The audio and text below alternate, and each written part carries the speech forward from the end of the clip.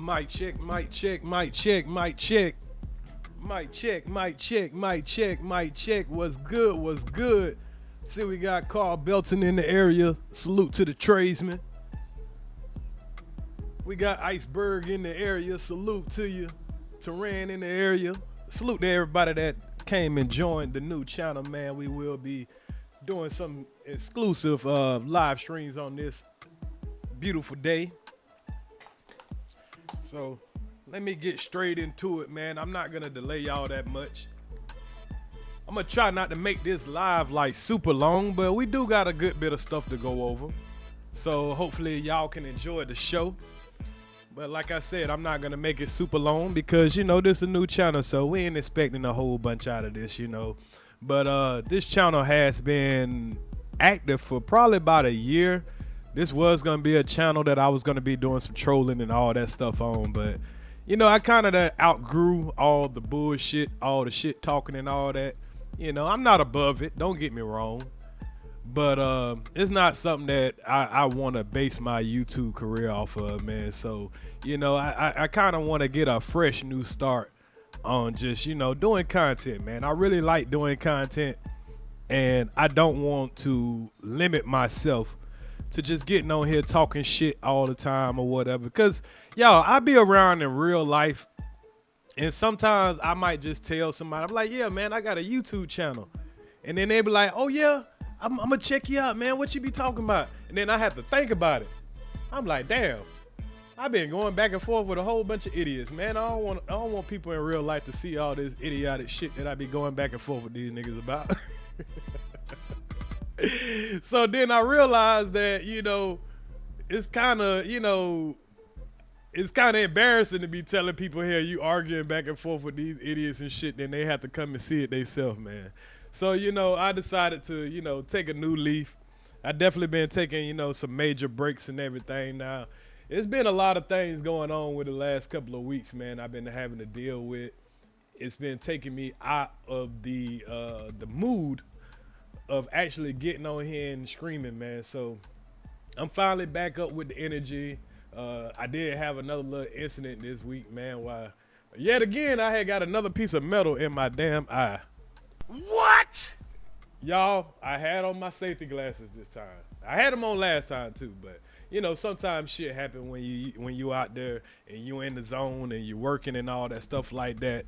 And you know, I'm one of those Renaissance man. I do a lot of reckless ass shit, you know, be getting into it. So shit happens, but fortunately, you know, it didn't take a toll on me like it did last time where I had to go get my eye picked at 5, 6, 7 times or whatever and had to miss out on work for 4, 5 weeks or whatever. So I didn't even have to miss a day of work. We got it out pretty quick, and you know, I'm good to go. I'm good to go. As y'all can see, I got on my glasses. So yeah, man, again, man. Yeah, it's a dangerous job, man. It's a dangerous job, you know, but it is what it is. But at least I'm here to actually give y'all some content. I'm not giving any sweat equity, you know, because that's what this live is gonna be about. Yeah, man. So let's get into it, man. We gonna talk about this live here. We gonna talk about sweat equity, man. And y'all probably like ears. If y'all haven't heard the word already, if y'all haven't been seeing what's going on and everything, y'all probably like ears. What the hell is a sweat equity? Y'all, I'm gonna explain to y'all what sweat equity is. Sweat equity is when you take your ass to work and those folks are paying your ass, you know, pennies on the dollar, because they gonna go make millions of dollars off of your ass, off of your sweat. Your sweat is their equity. Yeah. We all give sweat equity to our jobs, right? Whatever job you go to, I'm a tradesman. I'm on the job. I'm sweating all the time. I'm giving them that equity. You know, if you whatever you do. But in the case of this, you know, the prison system, the penal system, as they call it. I think that's how they pronounce it. Don't fault me for getting that wrong, y'all. Y'all gonna be like, damn, you're talking about penal system. That sounds like some shit that got there the giraffe be saying. Yeah. We ain't talking about the same penal system that the bus life like to be into. We talking about the penalty system, y'all. Pause. But we talking about the chain gang, y'all. That's what we call it in the South, the chain gang. You know, so it's not just sweat equity, it's free sweat equity. That's gonna be the difference because all us go to work, we give up our sweat equity, we make these folks all kind of money. But see, the legal way of being a slave these days is when you commit a crime. Now they got a great excuse to put your ass to work. They got a great excuse to lock your black ass away. And these days, they don't give a damn if you're black, white, green, or purple. They can put your ass somewhere where your ass will never see daylight again. They'll ship you off so far, have your ass on the other side of the state. I ain't lying. There's a lot of niggas that I grew up with, man, right now. They giving up that free sweat equity. I got a lot of homeboys doing it right now, man. And it's like when one get out, another going in. I got cats that still calling me. They done been down for 10, 15 years, guys that I went to elementary school with, middle school with. And they'll call me and I'm like, man, it's good to see you out there. Because remember, y'all, if you've been around, if you've heard me tell about my story, I grew up in foster homes. I grew up, not having leadership of men. I'll take that back. I did have some positive role models in my life. I did have great foster fathers and all that stuff. But going through what I was going through with the death of my mother and my father and everything, it was very hard to accept other people, other men in general, to be trying to point you in the right directions. Because if you a child and you don't have a parent, you start thinking in the mindset, can't nobody tell me what the fuck to do. Y'all don't know what I've been through. Now, the story that we about to go through is we got 4 young men and all of them come from different paths. 2 of these young men, they pretty much so dumb that the court system is telling them, hell, man, we might as well don't even put these guys to death because they too stupid. We'll be wasting our money to be putting these guys to death. Then you got one young man, he got raised the right way. He got raised by, no, I ain't gonna say 100% the right way, because as I listened to this trial, finds out that he did not really have a male figure in his life, but he had a very good supporting cast. He had his mother, grandmother, he had a sister, and his mother was in the military. I think his father was in the military. His father was there, but I think his mother and father got divorced at a certain age, I believe around 14 or 15. So he might have thought that life was fucked up, but his life was really good, because when he had to sit back and listen to these people tell him, hey, we might be putting your ass to death, in his head, you can tell he's going over all his great memories, how good his life was. Then when he get into that prison system, all these niggas that doing life in 15 years, 20 years, niggas that grew up on the streets, niggas that had to live that life, they gonna look at him and be like, nigga, you fucked up all that, nigga? You fucked all that up? So, man, this is gonna be a data teacher moment, a hard lesson that we all can learn from in life. I mean, most of my audience, we are older. We've learned that, we've learned how to act, some of us anyway. And we're past that part of our life where we're being influenced by rappers and being influenced from the streets. But you might have a nephew, you might have a son, you might have a brother or something that might be going down the wrong route. So I suggest that when you talk to that troubled kid that you might know, you might need to show them the closing arguments and show them the trial of what we're about to go over. So without too much further ado, let's get into the reactions that I want to get into. Now, before we get into these 4 young men, and also there's a young lady, I believe she was the girlfriend of one of these guys, and she actually had a baby in jail. But before we get into them, let's get into some others that will be giving up some free sweat equity in the next couple of years. Now, I want to start off with not a black person, a white person, because like I say, these folks, they don't discriminate of who they get their sweat equity from. You can be a white guy and get them some sweat equity. Now, if you wondering who I'm talking about, y'all probably already know. It's been going viral a lot. A lot of people have been giving this guy a lot of attention and everything. And while I was seeing it for the last 2 weeks of everybody covering this guy, I was like, man, why are y'all giving this guy attention? Because y'all are making him popular. And if you don't know who I am, who I'm talking about this guy. His name is Chug the Builder. He's a white guy that's been running around calling black people niggas and, you know, telling black people, hey, you're chimping out, meaning that y'all know how they would like to refer to black people as monkeys. That's pretty much what he mean when he says you're chimping out. Yeah. You know. And kind of to his defense, I wasn't really mad at him about telling a whole bunch of niggas they chimping out. And I know y'all like, ears, what the hell do you mean?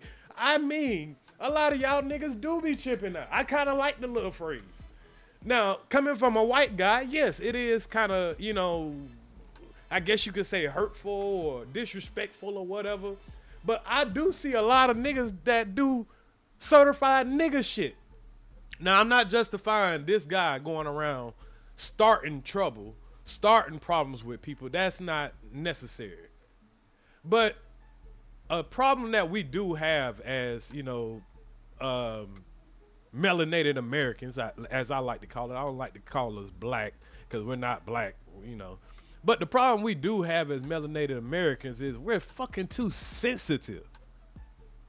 Too sensitive. Like, we'll let words get us all out of rage. Like, for instance, one time I was having a live stream. I had the link drop, and a white guy came on my panel. And a lot of people was like, is he gonna say the N-word? He called people niggas and all that. And I'm like, I don't give a fuck if he called me a nigga. Do you know why? Because if you've been in this sector, the sector that I've been in, and if you're new to the channel, because we are on a new channel, so it might be people that not familiar with the drama and shit I've been through. I've had my own people, the people who look like me, call me worse things than a nigga. There's no white guy that can call me a nigga and make me feel worse than my own black people calling me all type of shit. What's good, JT Money, man? So, as black people and how we talk to each other and treat each other, why you get so bent out of shape when a white man call you something, but these niggas call y'all call each other niggas? Nigga, old bitch ass nigga, old pussy ass nigga, nigga, you got this charge, or you this and that. Man, we talk crazy to each other. But then when a white man do it, you ready to crash out. Oh, that white man so bad. Man, fuck them crack. Call him a cracker back. What the hell is you getting all crazy and out your body about somebody calling you a nigga? But this particular cracker, since he get to call us niggas, we can call him cracker or whatever it is. I mean, everybody talk shit about everybody, you know. So this particular motherfucker here, I'm gonna show y'all a couple of videos of how he's been going viral, how he's been getting everybody's attention and everything. Shout out to my motherfucking dog, Triple S, in the area. So I gotta make sure I hand out these moderator sticks real quick. So if you know that you a moderator, make sure you put something in the chat so I can make sure to add your moderator stick. We got, okay, so I got Triple S, I got Carl Belton. Make sure you get yours. You know, I gotta make sure the day ones get theirs first, because I know y'all gonna be here on every occasion, and I want to make sure y'all got the right to, you know, if somebody in here that ain't supposed to be in here or they're not following the rules, you know, make sure y'all know the rules. So I'm making sure I give it to the people who know the rules and that's not gonna overly abuse the penal system over here is to the streets. Cause y'all know we got a penal system over here too. Pause, big pause. So hold on, let me make sure I got everything. Hold on, I got steady grinding in here. Let's make sure he get his G mama body. Y'all remind me if I miss you though. Just remind me if I miss you, if I missed your name or whatever. Just make sure you let me know, and I'll stop through and make sure you got your mod stick. But anyway, let's get on to the content. So let's check out a couple of things that this guy here has been doing before we get into the new obstacle that he's gonna have to face of maybe giving up some sweat equity his damn self. So without further ado, let's check out a couple of things that he's been known for. You heard me, n***. Ooh, Get out of the road. This guy's name is... Wow. That just those couple of clips alone, that should make you feel some type of way. Builder online, and the man were outside the... A live streamer known for posting racist videos is in custody after he said he shot a man after a confrontation. So we're going to get into about this shooting, but I just want to show y'all a couple of videos about how he's been conducting himself real quick. As like you're filming them, calling them like, just does or two. Someone had to, but it sounds hard off. Like, you're out of shit off. Like, no way. Hold on, y'all. That's how weak. I thought I found a video where, you know, he'll show his most viral. Want to know who really runs my... But I don't think that's going to be it. Hold on one second, y'all.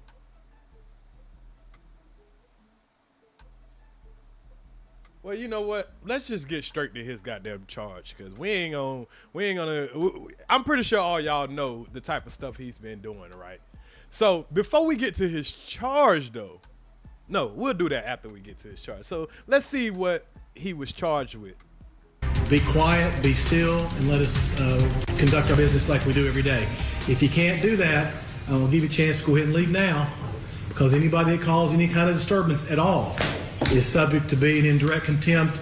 So what we're about to look at, y'all, is him coming into court and facing the charges that, you know, he's gonna face. Now, as far as what ended up happening to him and how he ended up getting into here, let's viral video circulate. Let's check it out real quick from the news standpoint, and then we'll get into what happened when he got in court. Online purports to show the chaotic aftermath of a racist streamer allegedly shooting a black man outside a Tennessee courthouse.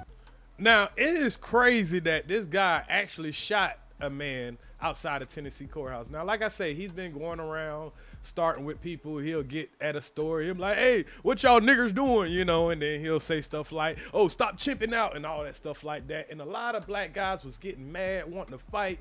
I think a guy about a week ago spit in his face, slapped him. He called the police on that guy, and I guess when he seen that the police wasn't gonna do nothing and they wasn't gonna be racist for him, then he just starts, you know, I guess he was like, man, you know what? Next time a black man get in my face, I'm gonna shoot him. But this stupid motherfucker actually shot somebody at the courthouse.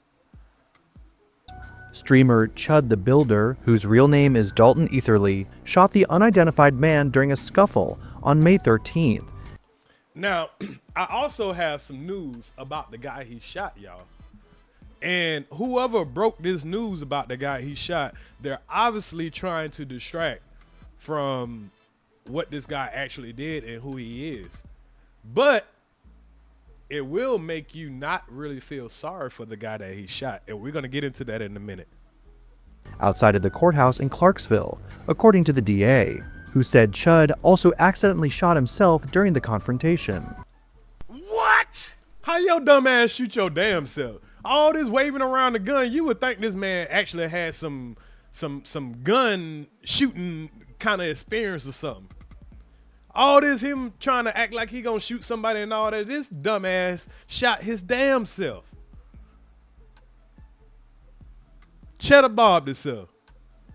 The 28-year-old has amassed an online following by filming himself spewing vile racial slurs, such as referring to black people as chimps.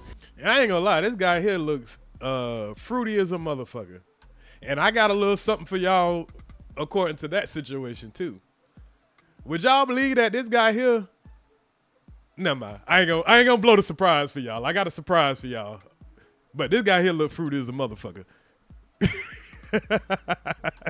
So y'all stay tuned. Y'all don't wanna miss what I'm about to expose about this guy. Trust me. At least stay here for that. And openly saying the N-word to get reactions. In footage captured by Clarksville Now, Etherly could be seen tended to by first responders at the scene, where he began streaming his interactions following the alleged shooting.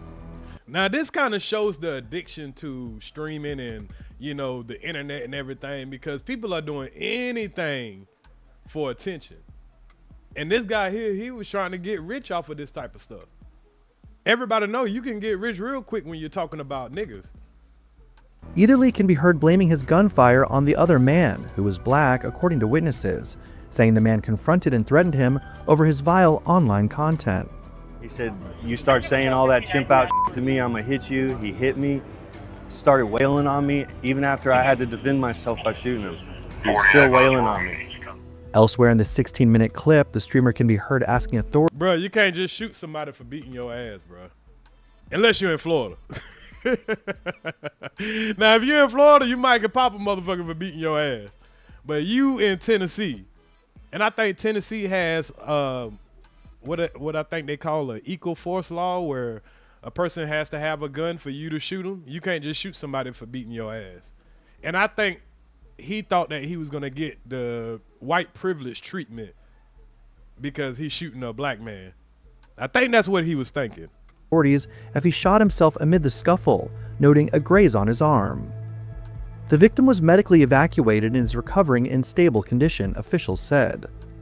The mustached antagonist was supposed to appear at the court for a civil case over unpaid debts, which comes just days after he was arrested for Damn, I hate to be the person that he was supposed to be paying, because he ain't gonna be able to pay you. Allegedly refusing to pay a $400 restaurant bill, even after he polished off his entire meal.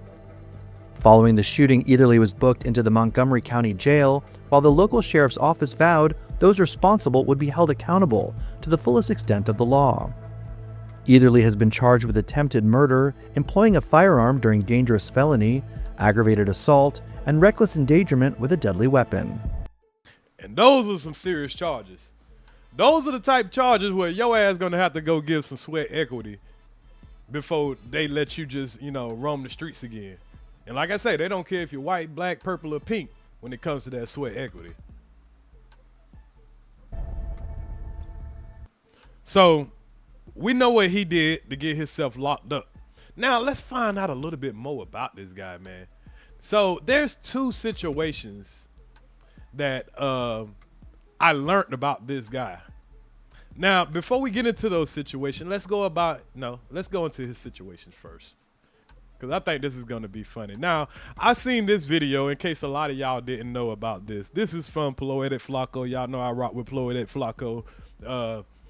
So Poetic Flacco broke this a couple of days ago, and I was going to go over this, but I figured I'll just wait till I went live and went over it all together.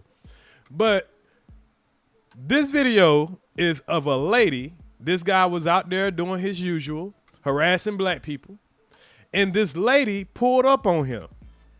And it was somebody that he knew from the past. And y'all are going to be surprised at how she knew him from the past, y'all. So let's check it out.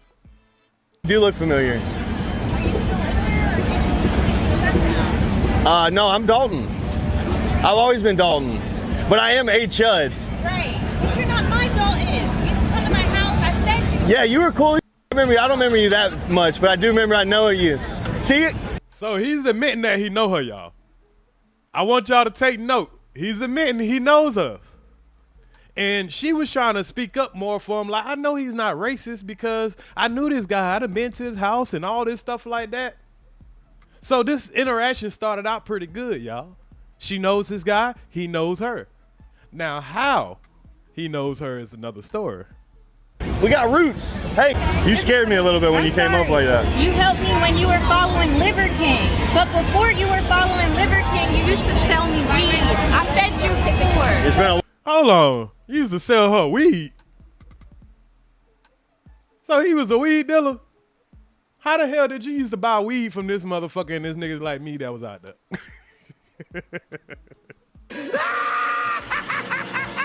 What the hell this world done came to? You buying weed from a nigga with a handlebar's mustache. A long time.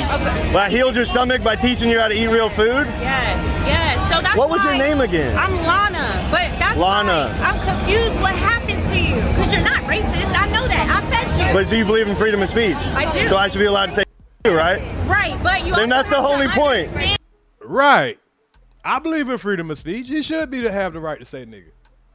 Now, you got the right to goddamn get your ass whooped too, but I mean, you got the right to say whatever you want to. I should have the right to say cracker if I want to call him a cracker, but that would be being rude and disrespectful. So he know he's being disrespectful. Yeah, you got the right to say it. I agree with him on that. That's it. People don't have emotional intelligence. They can't. Is that my fault? But listen, you gotta be careful because Hold on, man.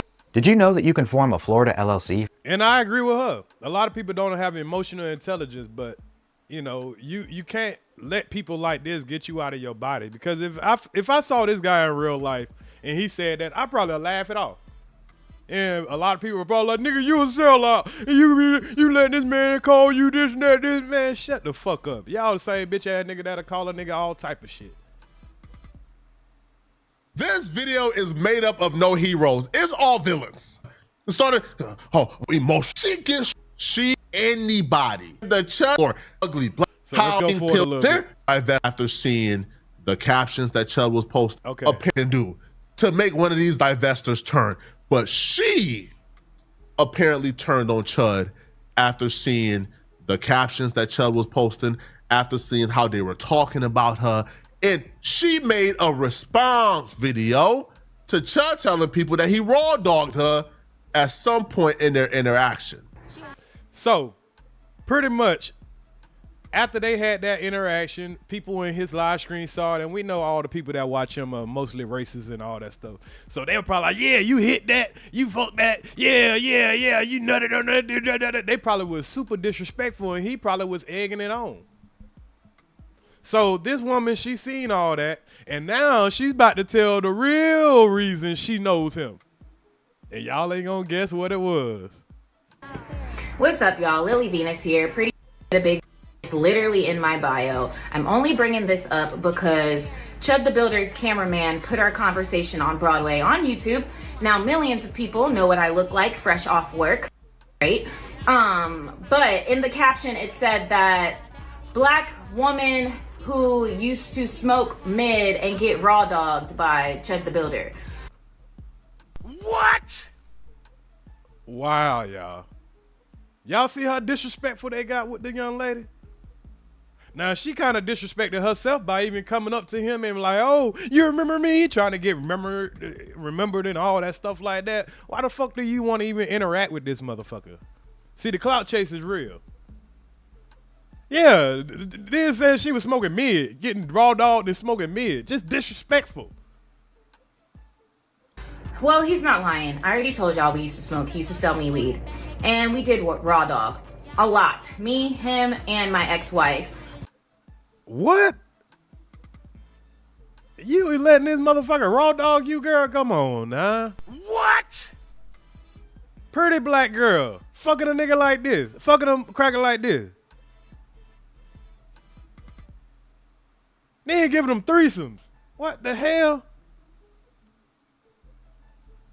I am a professional pegger. It is no secret that... What? Hold on. You ain't just gonna slide by that. You a what now? You a professional who now? You ain't just gonna slide by that real quick. to smoke mid and get raw dogged by Chud the Builder. Well, he's not lying. I already told y'all we used to smoke. He used to sell me weed. And we did raw dog. A lot. Me, him, and my ex-wife. I am a professional pegger. It is no secret that I perform prostate massages, if you...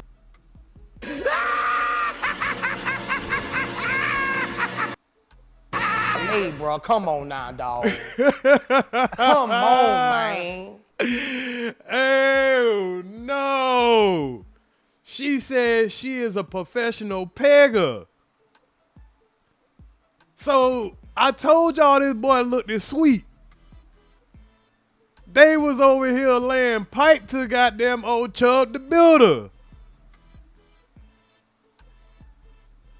You will. For men, I've been doing it for a very long time now. Most of my clientele is white men. We sign NDA agreements. I talk about me pegging all the time, but I never tell you names because discretion is key. Confidentiality is why my client list is so long. But Chud mentioned it first. I think that he said it the way he said it because the white... He did mention it. He didn't say he don't know you. He remember the weed, but he don't remember the pegging. Supremacists were probably like, ew, used to hang out with a black girl, shame on you. So you had to make it sound good. Now, Chud, you know you got no business, man. Boy, this boy ain't got no business going around talking crazy. And you know women out here knowing that they been pegging you, my boy. Signing NDAs. I bet that's what some of them NBA niggas be doing. Some of them NBA niggas that we know been getting them 4-for-4s.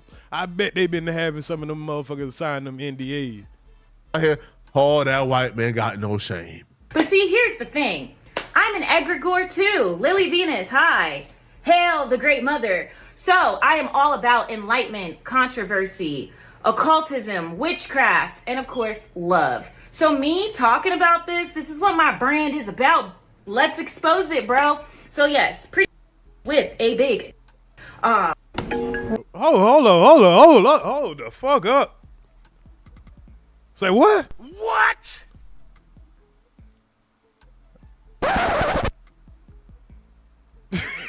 But she on here popping her shit, y'all. Hold on, let's get past this commercial. She on here popping big shit. Pause. So you telling me, Chubb, you wanted to, never mind. I'm all about enlightenment, controversy, occultism, witchcraft, and of course, love. So me talking about this is what my brand is about. Let's expose it, bro. So yes, with a big It's blurred out so y'all can't see it. Take my word for it. That thing is massive. It's scary. Damn, bruh. She even backed up showing the shit and all this crazy ass shit. Like, this is crazy. And we in here, Chubb even denied, y'all. Chubb, you might be going to the right place for what you like, sir. You know what I mean? Scary. And for this man to be throwing it back on something that massive and that scary on a nightly basis, he has to have his PhD in flexible boy. Hey, Ploetic, I think you enjoying us a little too much, bro. Hey, that nigga that was getting too, he was getting too graphic when I was looking at this. A man sticks something like that up his dookie hole. I have not Dalton since like 2015. He was a little chubbier then. His cheeks used to clap. Oh, and Lord. such like the cutest. Oh, Lord. That's right. Oh, no, not his cheeks used to clap.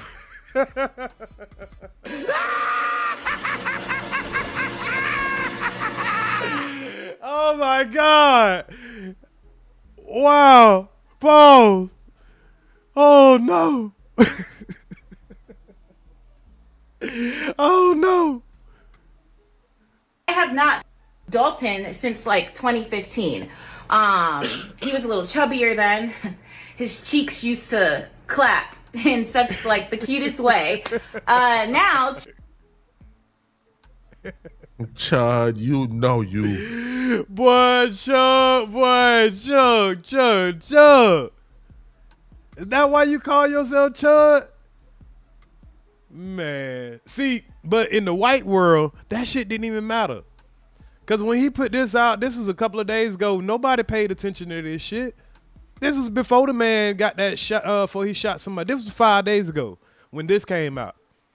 But this wasn't, something that was viral. Many people that knew about this, it wasn't something that was viral. People ignored it. Why? Because white people don't care about that shit. Turn on you, man. Chud, he doesn't even have a little chubby butt no more, so I probably wouldn't again. But I'm wondering, did you bring that up because you want to spin the block? Now, when I first he was a virgin, and I'm having a hunch that he probably hasn't been since me and my ex-wife. We can start small, buddy. I got you, but you don't have to. Hey, bro, come on now, dog. Like, if you're gonna say that, we come on, man. Say the whole truth, okay?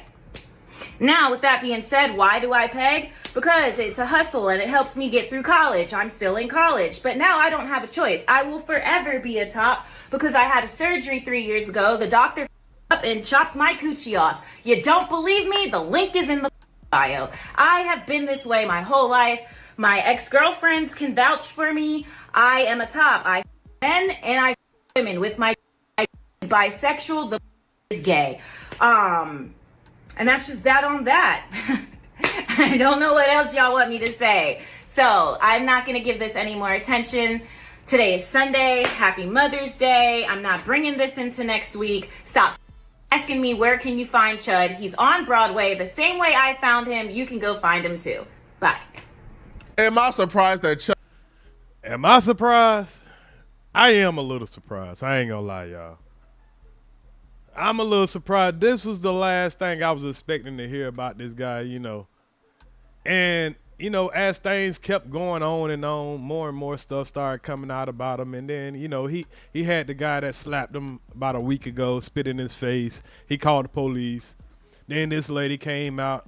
And then you got everybody screaming and talking about him and everything. I'm like, why y'all giving this motherfucker this much attention? I've been heard about this guy, but I was like, as long as y'all don't keep reacting to it, he'll just fade off into the sun. But people kept reacting to it. And he was just getting exposed more and more and more. Here's what she had to say. All right, now she tried to redeem herself. I'm not 100% convinced, okay? What do you know? I got some more tea on Chud the Builder, and y'all aren't going to believe this. Almost 100K on his GoFund. What happened? What's up, y'all? It's your girl, Lily Venus, and I am... A lot of people never heard of him until everybody started talking about him. If people would not react to the dumb shit that he doing, nobody would know this guy. And then when a woman come out and tell about this guy, a lot of people still, they don't just go at him about the dumb shit that he doing or whatever. They want to react to the racist shit. Man, this a motherfucking white dude that's getting pegged. And y'all taking him serious when he running around calling people niggas and shit. Man, come on, bro. Gotta have better emotional intelligence. I am live in the flesh with an update on Chud the Builder. Do y'all like my cowboy hat? What are you going to say? I'm defending him because I got a cowboy hat on? Stupid. Anyway, sorry. That was to all the idiots yesterday on my But if you are new here, yes, I did personally talk to Chud the Builder, and he was nice to me. And of course he was nice to me because I knew him before he was Chud. Literally. Not just me. There are several people that are now coming clean that, hey, we used to kick it with this guy. But guess what? But y'all, ain't none of y'all came clean when the man was going around going viral. But of course, this type of shit would come out now. I mean, but y'all should have been saying something. I ain't gonna lie. Dalton has passed away. Moment of silence for Dalton. He has passed away. Dalton has been dead for a while now. We are not looking at Dalton. The body is Dalton, but the spirit is Chud. And guess what? You want to know what I found out? Your favorite politicians, your local doctors, and your local lawyers are sponsoring him. Which is why, once again, I told you guys, don't chimp out. Don't react, because this is all a psyop. First of all, look. Now, I was kind of believing that myself. I believe it is a psyop. Because, you know, and they was trying to act like, oh, we care about it. They say, I think he even said he got interviewed by the FBI or something like that. But black people being so emotional and you're allowing a guy to say something like that and you putting yourself, like the dude that got shot, come on, bro. You gonna let this motherfucker shoot you? Because you want to stand up for what? Somebody calling you a nigga with the ER? And I'm pretty sure your homeboy done called you the F word, done called you a bitch ass nigga and all that stuff like that. Like, come on, bro. What's good, mom boss? Salute to you. Chud the Builder. If you know anything about Freemasonry, I don't even need to say anymore. Like, it's a psyop. It's a psyop to push the New World Order, Agenda 2030, to incite a race war. So every time y'all do something, you're helping them. You're helping them push their agenda a little bit further. And the reason why he's now acting out against his own people, white people, is because he needs to become so nationally known that when somebody does take him out, and if it's one of us, there's your race war. Now, she does make a great point right there. Because instead of him shooting the black guy, we all would have been mad if the racist white people would have been mad as hell if one of us would have shot him. It would have stirred up a lot of shit. And the fact that he just shot a black person is getting a little stir up. It's getting a lot of people that, because he just got a bail of like 1.25 million, and we're about to look at that part of, his sentencing or whatever, or him going to jail.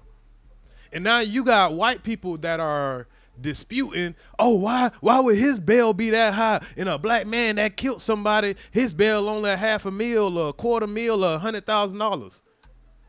It creates chaos because it looks like he's being punished for being a white guy and shooting a black guy. He got freedom of speech and all of this bullshit. And now you make it about white people, black people, why he did this and how he got that. And I'm about to show y'all a great example of that. But y'all are so stuck on me telling y'all to not react and coming at me for looking sleepy after I worked a 22-hour shift, telling me I need to be raped and killed because I'm asking.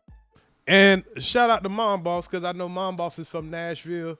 I'm pretty sure it's been a really big deal up there because whatever city that guy was in, there's going to be a lot of people that's going to like, yeah, you right, free speech, but nah, don't say it like that. Don't do it the way you're doing it. But if he would have found maybe a more clever way to call people, what he was calling people and say, hey, it's free speech, a lot of people would have jumped behind him.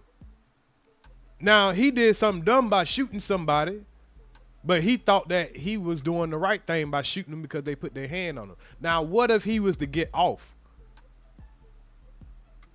What y'all think about that? If he was to get off for doing that, will it create a whole chaotic situation, a race war? You to not react to this. But yeah, go ahead and react while you do it, please. That's just going to inspire our politicians and doctors and lawyers to give him more money. Don't believe me? Look at the fund and research all the names that. I'm not a fan of. And that's some real shit.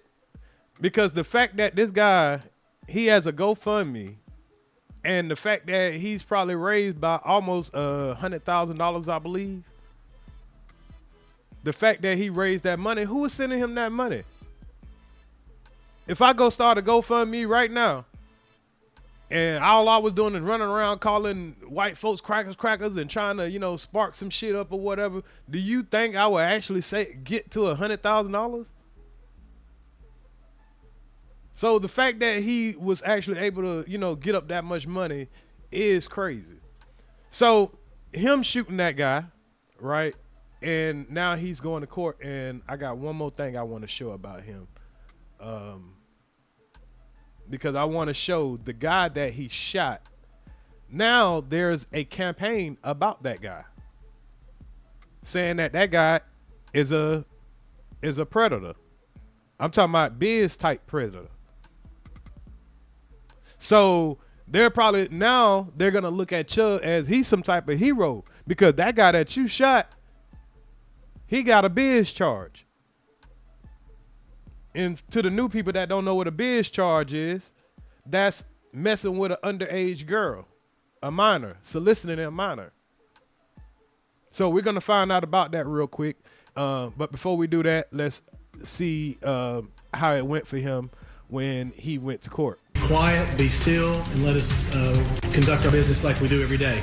If you can't do that, we'll give you a chance to go ahead and leave now, because anybody that calls any kind of disturbance at all is subject to being in direct contempt and serving 10 days in jail. Now, the fact that a judge has to say this before somebody comes in, that tells you probably how many people are in the audience or the courtroom or whatever, or the situation that might be going on outside. Because now they know that he got somebody in him that in his front of his court that is controversial. So when you got a guy like this coming in court, you got extra security and you got these people outside that are probably, you know, saying, hey, lock him up, keep him locked up because what? He a racist. He ain't no racist. He just want to be famous. Because like that black girl say, his fantasy was getting pegged by black girls. That was his fantasy. So he ain't racist. But he wanted to be famous. And like she said, if you go look at his GoFundMe and see the people who are sponsoring him, you will see what's really going on. Salute, Halima. You'll see what's really going on. It's a psyop. Because what's going to piss people off if he get off with this situation? To see people donating to him, to see people supporting him. That's what's going to make people rally. And a $50 fine or both. I just want you to know that. We're not going to put up with any outbursts or any shenanigans today. Okay? Any questions? Okay. What do we got? State versus Dalton Etherly. I'm bring Mr. Etherly out.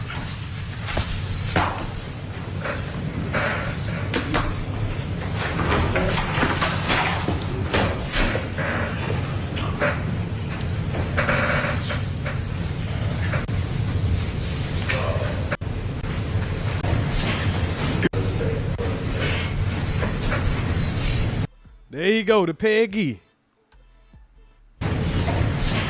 Good morning, Mr. Etherly. I don't care what color you is, but those first couple of days in jail is hell. Right now, you can tell he ain't got no shirt on, none of that. Nigga, you done been in that bit cold. Ain't nobody sent you nothing. You can't even get nothing if somebody just send it to you. This is, you're here this morning, case number 20. Look how the black man just staring him down. Now he probably familiar with the content. Tell me that black man in that courtroom ain't familiar with the content the way he's staring this motherfucker down. 6 CR 5295. You're charged in count 1 of criminal homicide, 39-13-201. That's an A felony. It's punishable by 15 to 60 years in state penitentiary. Count 2 is employment of firearm during a dangerous felony, 39-17-13-24. That's a D felony. Normally, that range of punishment would be 2 to 4 years in state penitentiary. However, hold up. So hold on, let's count some of this time, y'all. Let me slide back just a little bit. Let's count some of this time. So he gonna read out the charges, and we gonna count the minimum sentence. A felony is punishable by 50. 26 CR 5. You're here this morning, case number 26 CR 5295. You're charged in count 1 of criminal homicide. Count 1, criminal homicide. Criminal homicide. How? He ain't killed nobody? See, this is already a setup. Do y'all realize that simple mistake right there is some shit that can help him out? You got this man coming in here and you talking about criminal homicide. That man, I couldn't have been in the court and no judge said no shit like that. I'm like, bitch, I ain't killed nobody. I would have quickly said, nah, bro, you got that wrong. You got the wrong person. 39-13-201. That's an A felony. It's punishable by 15 to 60 years in state penitentiary. So we gonna disregard that 15 to 60 years because he's telling the man he got a criminal homicide or whatever the hell he said. Nah, that's wrong, bro. Count 2 is employment of firearm during a dangerous felony, 39-17-13-24. That's a D felony. Normally, that range of punishment would be 2 to 4 years in state penitentiary. However, so 2 to 4 years for the gun and the commission of a crime, kind of. But he about to say however. By statute, this case is a charge is enhanced, and if you don't have any prior convictions, it's a mandatory 6-year sentence at 100%. Oh shit, boy, y'all got some fucked up laws up there in goddamn Tennessee. So they're pretty much saying that for the gun charge, you'll get 2 to 4, but if it's used in a manner of, I guess, violence in another felony, it's a mandatory 6.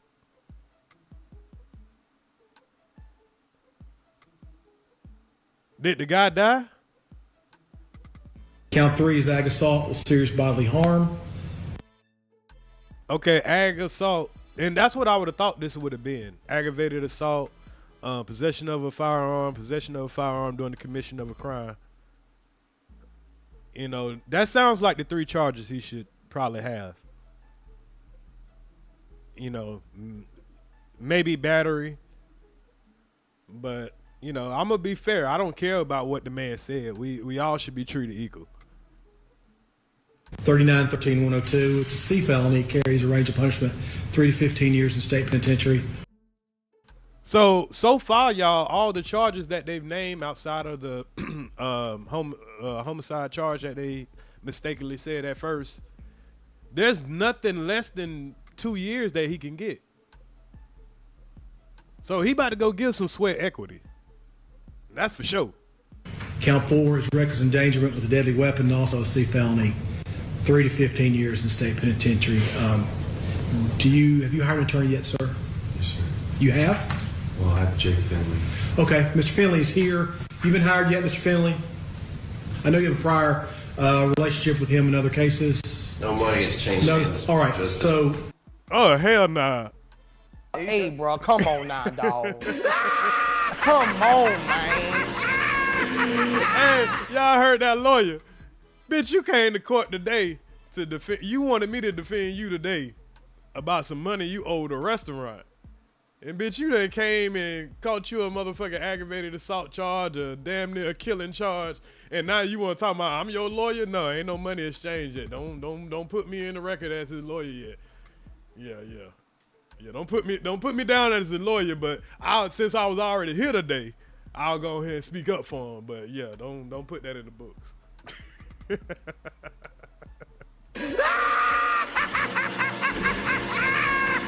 Okay, so they charged him with attempted criminal homicide, but at first when he came up here, the judge said it was homicide.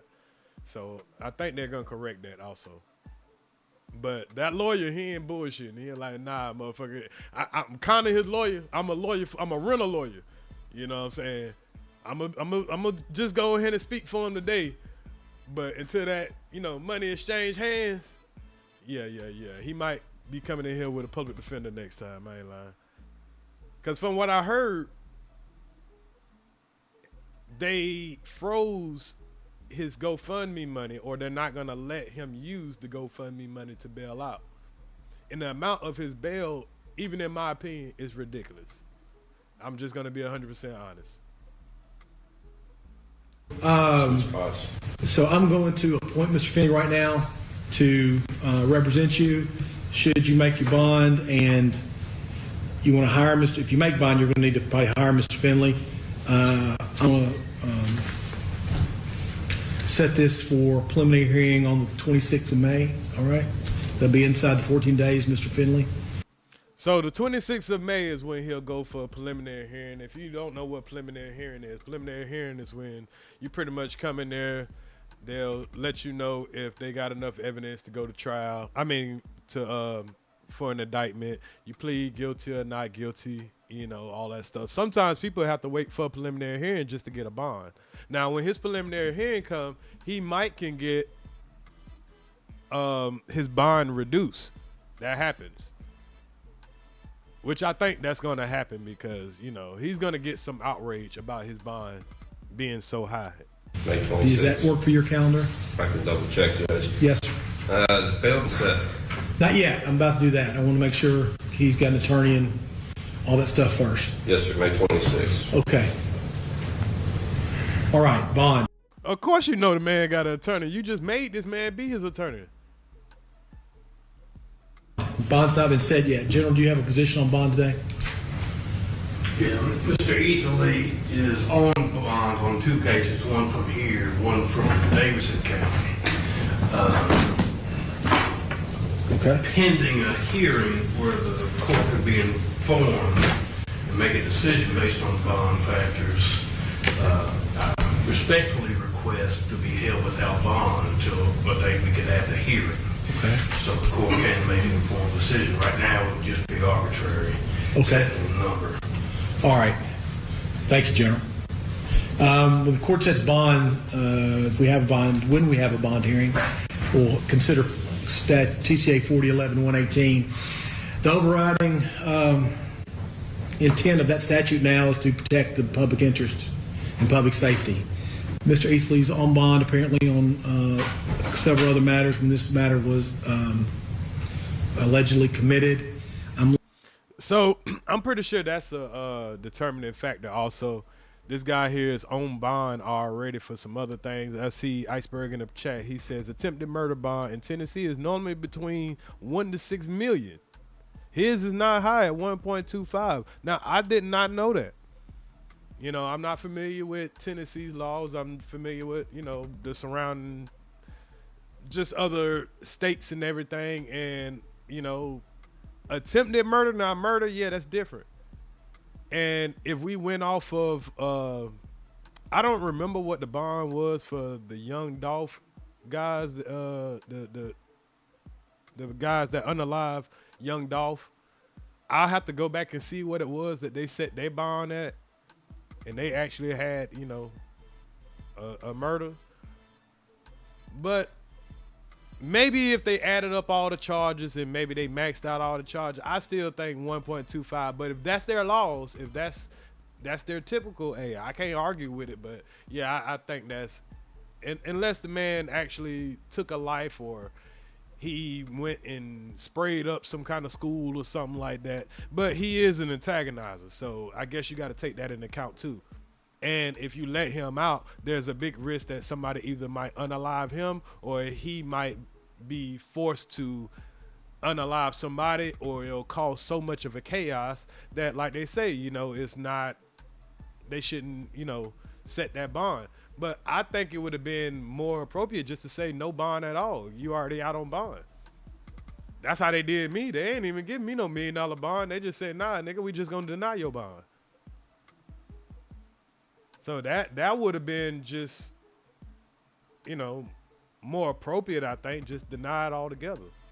But throwing up that big old price, it makes it look like you're trying to railroad them. It's enough evidence to say, hey, you are you're already out on bond, and we feel like you're a flight threat. I mean, a flight risk, and you're in danger to society, or somebody might hurt you because of the controversy of it. And we would have accepted all that. I'm looking at an A and really a super D, a C, really 3 C's and an A, really, for tracking kind of purposes. It's pretty serious. Your Honor mentioned criminal homicide. I thought that was attempted. I said, did I say homicide? I meant to say attempted criminal homicide if I didn't. Okay. I thought I did, but that's still an A felony. Nah, you said criminal homicide. So I had caught that immediately when I heard it. And as his lawyer, of course, you got to catch that. You can't just be having this man up here talking about criminal homicide, because, of course, you might set the bail based on criminal homicide instead of attempted. Yes, sir. Okay. So we're gonna have a bail. I'm gonna set just a bond right now after we have our bail hearing. Then I'll let you make all the arguments. We can go through all the factors in the statute and see if that gets amended. So they haven't had a bail hearing, but he's just gonna set a bond right now. For what reason? I don't know. Cause he could have just said, nah, we're not gonna set a bond right now until bail hearing. But he suggested, nah, I'm gonna set a bond. I'm just make it controversial, in my opinion. Up or down, okay? Yes, sir. I'm going to set initial bond at $1.25 million, based upon the fact of how many people were in the courtyard, were here at the courthouse, and the seriousness of all these felonies.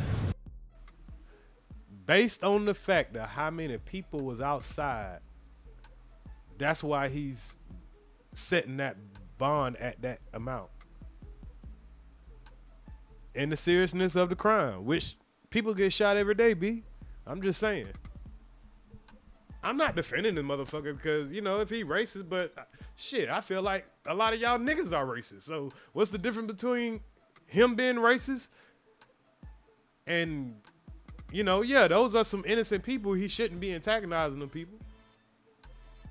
But nobody should be emotionally too sensitive to allow this dude to trick them off the streets or to allow this dude to cause harm to them where you're affected for the rest of your life. That man that he shot, you dumb as fuck. You ain't got to put your hand on somebody because they hurt your feelings. Nigga, walk away. Get out of this area. You know the motherfucker got a gun. And his bond status. Okay? Yes, sir. So the 26th at 9 o'clock, I'm sorry, the 21st at 9 o'clock for a bond hearing, and then the 26th at 9 for a preliminary hearing right here. Does that work for everybody's calendar? General, does that work for the state? Yes. All right. Just for the court's information and Mr. Finley, the state is going to request and file a source hearing when and if there's an attempt to make bond. Okay. Is there any objection of us taking all those matters up at the bond hearing on the 21st? No, yeah. And Mr. Finley, do you have any objection to doing it? Okay, so his ass gonna be locked up until at least the 23rd. But by then, I believe, hell, he might have somebody willing to bail his ass out. Because it's starting off at 1 million, but I can almost guarantee they're gonna drop it down. They're gonna drop that bond down. It's not gonna leave it at that. Because at the end of the day, yes, he antagonized somebody. Yes, he was saying what he was saying. You don't like the words or whatever. Cool. But you do not put your hands on somebody, and you do not shoot somebody because somebody, or you don't even go up there and argue with a stupid motherfucker like this. Not in real life. He's saying shit you don't like. Say shit that he don't like. That's America. Don't get yourself shot by some dumb shit. I mean, I know that's easier to say than done, but I'm just saying. But yeah, he crashed out. You dumb motherfucker. You done been getting pegged all this time, and yes, he's trying to get famous, and people got to understand that you can't let people goddamn trick you off the streets. Because I'm glad, I can't say I'm glad, but I'm glad that somebody didn't shoot him. I'm glad he didn't let somebody trick them into shooting him. Now, I got one more thing about this guy. I got one more thing about this guy. So the guy that he shot, this is, I feel, in my opinion, I feel like this is how they're going to play this to the side. The guy that he shot, which is going to be this guy right here. Now they have pulled up his background, and I don't know who did it, but you know how it is in the social media era where the perpetrator, the people who like the perpetrator, they will go and dig up dirt on the victim, which this guy's the victim, and make it like the perpetrator knew this already when they did it. But being that this guy is trying to pander to racist people, this is going to give them a reason to support Chud the Builder. And like old girl say, this seems like it's a whole setup. It seems like a setup from the beginning. So let's see about this guy and see what they done dug up about this guy.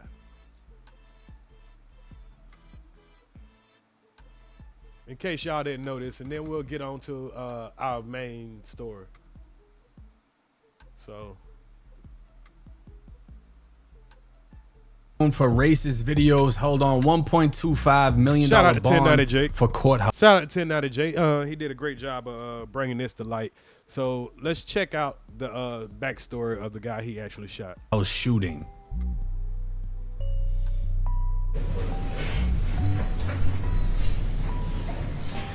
Good morning, Mr. Etherly. So we just watched this part, so I'm gonna slide past this part, but I'm gonna get to the part where they're discussing. Up or down, okay? Yes, sir. I'm on set initial. Just me, or is he crashed? Like, yeah, say and his body. 80,000 enough to cover, I believe, his. So here's an example of his GoFundMe account. The man raised $238,000. His goal was $100,000, y'all. So just as of when he went to court, there's actually people trying to help him out.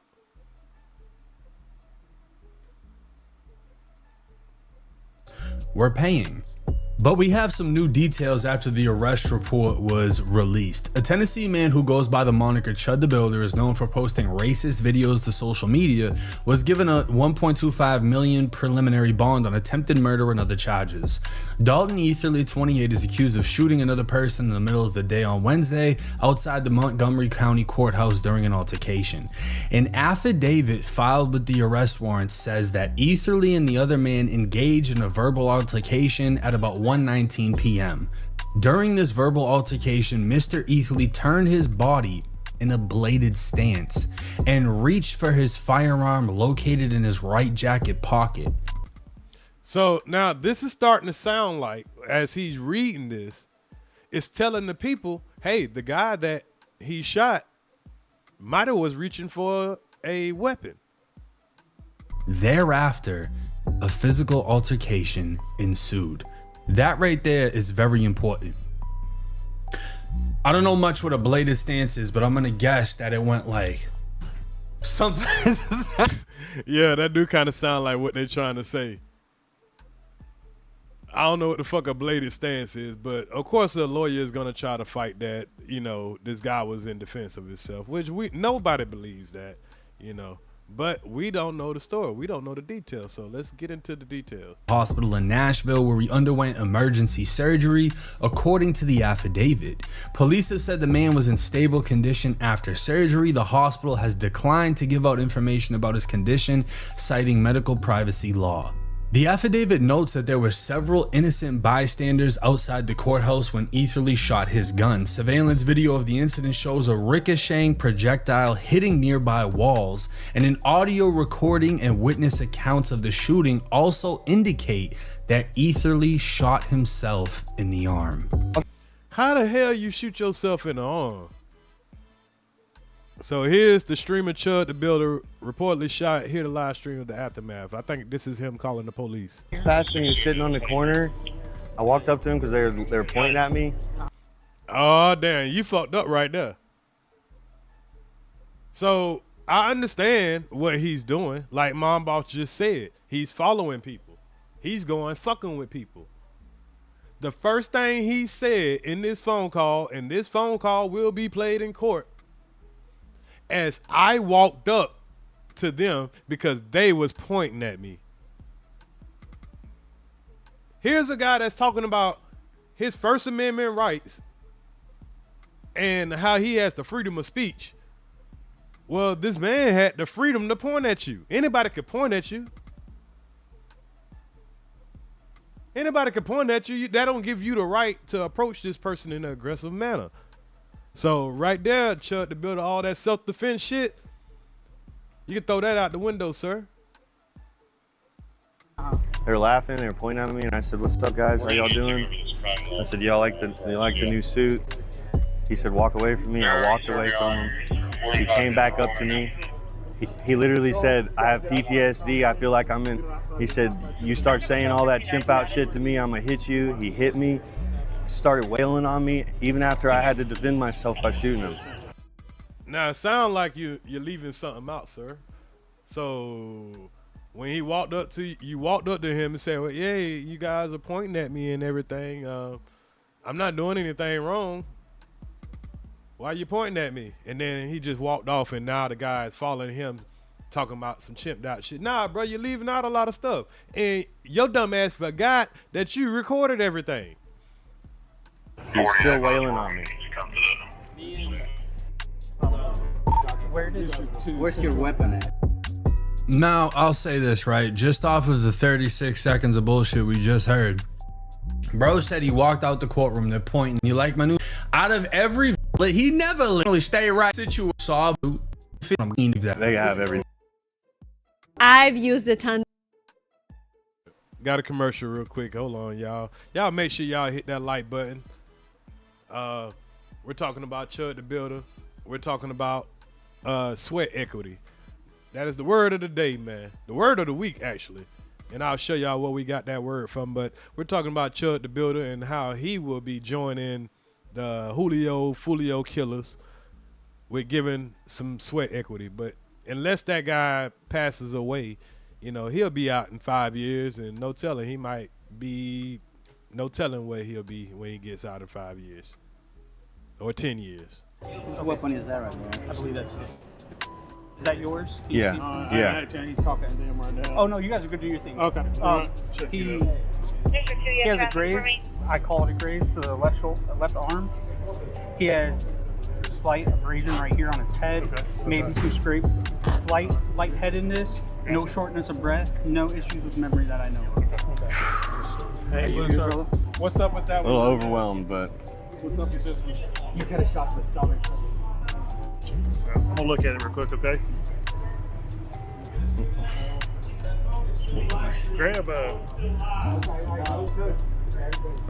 Go grab me a 4x4. 4x4? Yeah, this is just something I can put on it. All right. It's not actually bleeding or heavy or anything. But Thank you. No damage to the muscle or something? I don't even want to look at it. So pretty much what we're hearing right now is him discussing with the police what happened and everything, and they're kind of evaluating him. And ain't shit happened to you, bruh. You acting like you was getting attacked to a point you was getting brutally beat down and all that. And folks like, yeah, you good, bruh.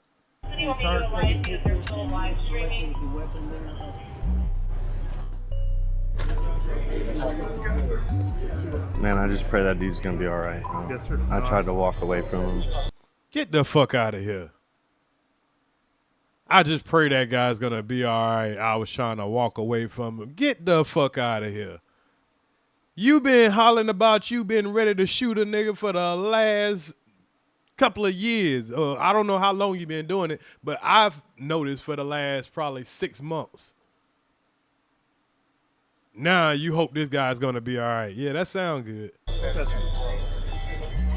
was just the point of just making sure everybody's, both you and me, Dude, this is what happens when people are rich people are saying you'll get rich if you hit this guy.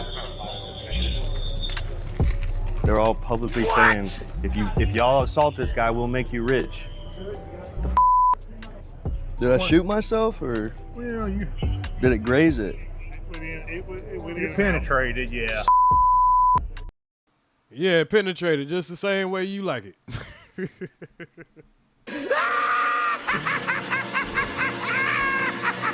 He don't even realize he done shot straight through his shit. He done shot straight through his arm and don't even realize it. Crazy, man. This boy say, did I shoot myself? They were like, oh, did I just graze myself? Like, nah, that shit went all the way through, bro. Crazy, man. This boy don't even know how much he done messed up. He thinking that he gonna get off. Did I shoot myself? Now, I find it weird that he's saying something along the lines of basically making himself seem like the victim. Like, oh, if you hit me, you're gonna get rich. And then him saying that people are kind of promoting like, hey, if you hit this motherfucker and somebody knock him out, you know, you're going to get famous and all that. And I ain't going to lie, that could be a factor. But if you know that people are saying this and planning on getting clout off you, maybe it would be wise for you to stop doing the fuck shit you doing. Yeah, because somebody wants to off your ass or fuck you up.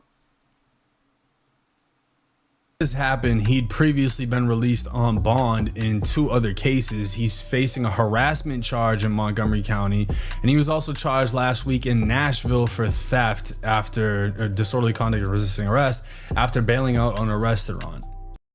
So these are the 2 charges that he's been out on bond for, you know, which they're not really too big of charges. Harassment charge, I don't know now, that could depends on who he was harassing, you know, if it was a misdemeanor or something like that. And I don't know that Tennessee law, so I don't know how seriously it was, but and he ran out on the restaurant. I guess it probably mattered about how much it is, but $400. So it wasn't like he was out on bond for something violent. And this would state Etherly Chud, who is white, posts videos to social media where he tries to provoke black passerbys by using racial slurs and racist dog whistles. Although police have not responded to questions about the race of the person he shot, a witness described him. So that's going to always be the big picture in this. Oh, the person he shot was black. The person he shot was black. You know, all of that stuff like that, right? What y'all expect? Well, this right here is the black man that he shot, Joshua Fox. And now this is where it's about to start getting sticky at y'all, because everybody's like, yeah, his ass going to jail now is at somebody else's expense. That's the problem. You know, he shot somebody, and this guy here is pretty much, he ain't gonna never be the same. I mean, I've heard about people getting shot and everything, and you know, I heard about how it hurts when it rains and all that type of stuff like that. So this guy pretty much, he couldn't handle what Chuck was saying, and now instead of him being the victim, this whole narrative about to get changed around on him for these reasons right here. And, you know, when situations like this happen, and there's been a lot of situations where a lot of different things have happened, people bring up the criminal history of the person. That's been happening with anybody, y'all. Especially if you're a black man and you get shot. At first, if it causes some controversy, what's the first thing people gonna do? Pull up your history and act like, hey, this person that shot them, they knew it already. And depending on your history,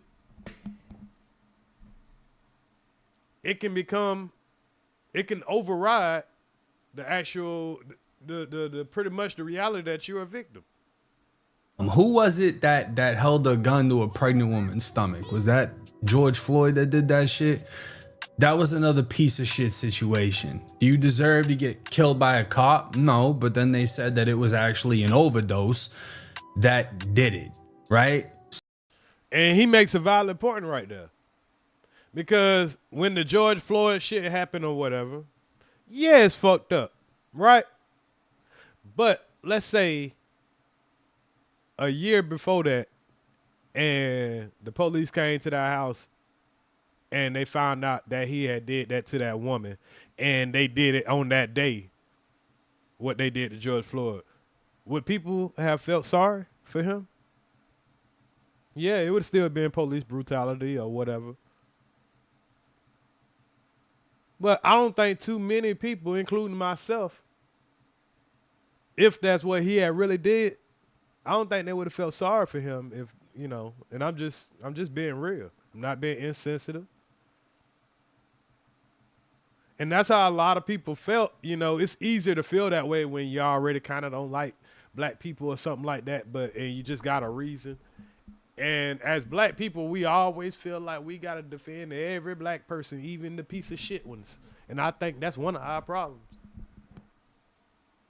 We even want to defend the piece of shit black people. Don't group all us up. Some of us, we really living a real, you know, positive life. And sometimes God works in mysterious ways. I'm just saying.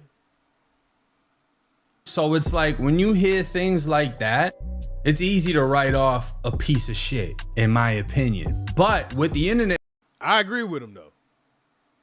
I agree with him. When I see shit happen to somebody, say like a person that done mess with some kids or something like that, and then you find out that person got shot, and you're like, oh, that's an innocent person. Then you find out that motherfucker was on the list the whole time. You might be like, maybe that was God's way of, giving him his karma. Is that fucked up to think that?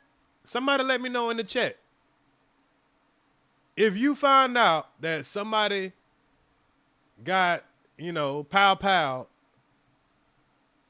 and it seemed like they was innocent, so at first you was on their side, then you find out that, they really was a predator. Do you still feel sorry? Do you still kind of, this is just a question, people. That tried to do was paint this man as a piece of shit in order to make Chud look better. Now, Joshua Fox's criminal history is being used to justify Chud the Builder's actions. Chud was arrested after he shot the Black Army veteran. This man is an Army veteran that served this country. Now, that's definitely going to be some positive on this black man's behalf. How can you not support a black veteran or a veteran period? I don't care what color you is. If you crazy enough to go fight for us, fight for the freedom, I know somebody got to do it. It ain't going to be me, but shit, if you crazy enough to go do it, hell, I salute to you. I ain't lying. This man is a Clarksville resident who walks the streets pissing people off. As Fox remains hospitalized after the May 13th incident, his wife has raised over $60,000 through a GoFundMe campaign to cover medical expenses. Damn. So you telling me the guy that run around calling, all these black people these names and all that, he raised more money than the person that he pow. Ain't that amazing?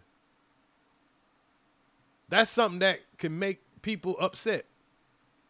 They're emotionally unintelligent, I'm sorry. Describing him as a disabled veteran struggling with PTSD. And just to be fair, in the name of fairness, let's pull up his GoFundMe just so y'all can see that one as well.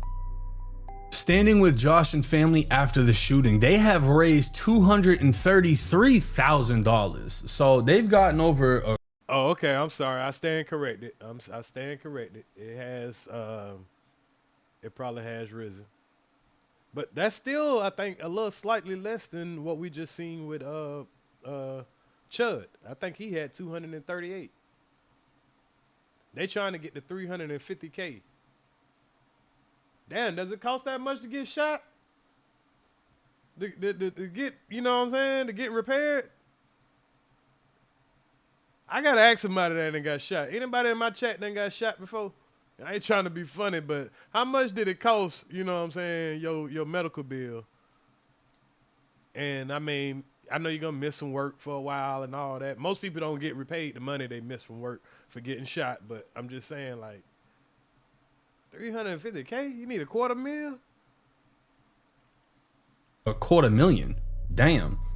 It says, hello everyone, it saddens me to come and ask for help, but today at the Montgomery County Courthouse in Clarksville, my husband was involved in an altercation that led to him being shot by a man known as Chud the Builder, who is widely known for making racial slurs towards people of color. My husband Josh was shot in the stomach and shoulder. As of the latest update, he is in stable condition. Ooh, those might be two of the worst, well, one of the worst places to get shot. If I got shot, I probably would prefer, if I had to get shot, I probably would take the shoulder one. You know what I'm saying? But in the stomach, ooh. I know he shitted on himself immediately. He probably gonna need a shit bag.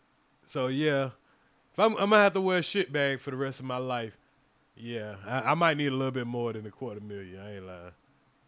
That shit bag, replacing that. I got a homeboy that got a shit bag, and trust me, when I found out how he was living, had to deal with that shit, but that shit ain't no joke. But the emotional and financial impact this will have on our family is unimaginable. There is no telling how long I may be out of work to help care for my husband, who is already a disabled veteran and suffers from other medical conditions. And that's the problem. You got a husband that want to go out there and goddamn, he ain't worried about y'all. Why he out here fighting in the shit with a damn dumbass YouTuber because of some shit he said. But if you got PTSD, I'm not being funny. Would you really have the awareness, like, to try to warn somebody, hey, I got PTSD, don't say that racist stuff that I see you saying online? I would think that somebody just like, this motherfucker gonna trigger my PTSD. Let me get the fuck out of here. So, like, all this shit, I question everything. I feel like all this shit is a setup to play on our intelligence, in my opinion. Everybody trying to scam up some shit. Our children are also struggling through this difficult time. I'm not asking. Our children, like, bruh, when as black people, we gonna be like, all right, my family is more important than arguing in the streets, fighting in the streets. I got a wife and kids. Fuck this cracker. Like, I ain't willing to go. I am not willing to try to fucking, nah, bro. You ain't about to give me no shit bag cause you called me a nigga. Hell no. For a lot. And I ain't about to go to prison about it either. But if you feel it in your heart to help, please consider donating to support our family during this time of need. If you're unable to help financially, we completely understand and simply ask that you keep us in your prayers. So it doesn't state. We got you, bro. Depending on who you are, we got you. That he was a combat vet. It just states that he was a vet, right? He has his own issues. He's already a disabled veteran. They've raised the $250,000. I'm not gonna lie. I heard something like if you get shot, the bill is like $600,000 or some crazy shit. No, like, okay, now that do make sense. Now, if that's the case, I don't know how much it is, and hell, if the bill is that high, they get shot. Yeah, I'm trying not to get shot. And as much as these little niggas running around doing all this crazy shit, you would think they'll be trying not to get shot too, because y'all niggas ain't got $500,000. And what about these niggas that have been shot 8, 9, 10 times? Where y'all niggas getting all this money from? What if they stop taking niggas in because you done been shot too much and you ain't paid your shot bill? America is too nice, man. That's why niggas don't care about getting shot. You could just come in that bitch, get patched up for free. So y'all niggas go out there all reckless. I've heard motherfuckers say like, oh, just let me die at that point. I can't afford this shit. But supporters of Chud the Builder have circulated with court records of Fox's 2024 arrest in Clarksville for aggravated domestic violence. Now, this is, I guess, a list of all the shit that he's had. Okay, so let's see what the guy's record looked like. The victim now.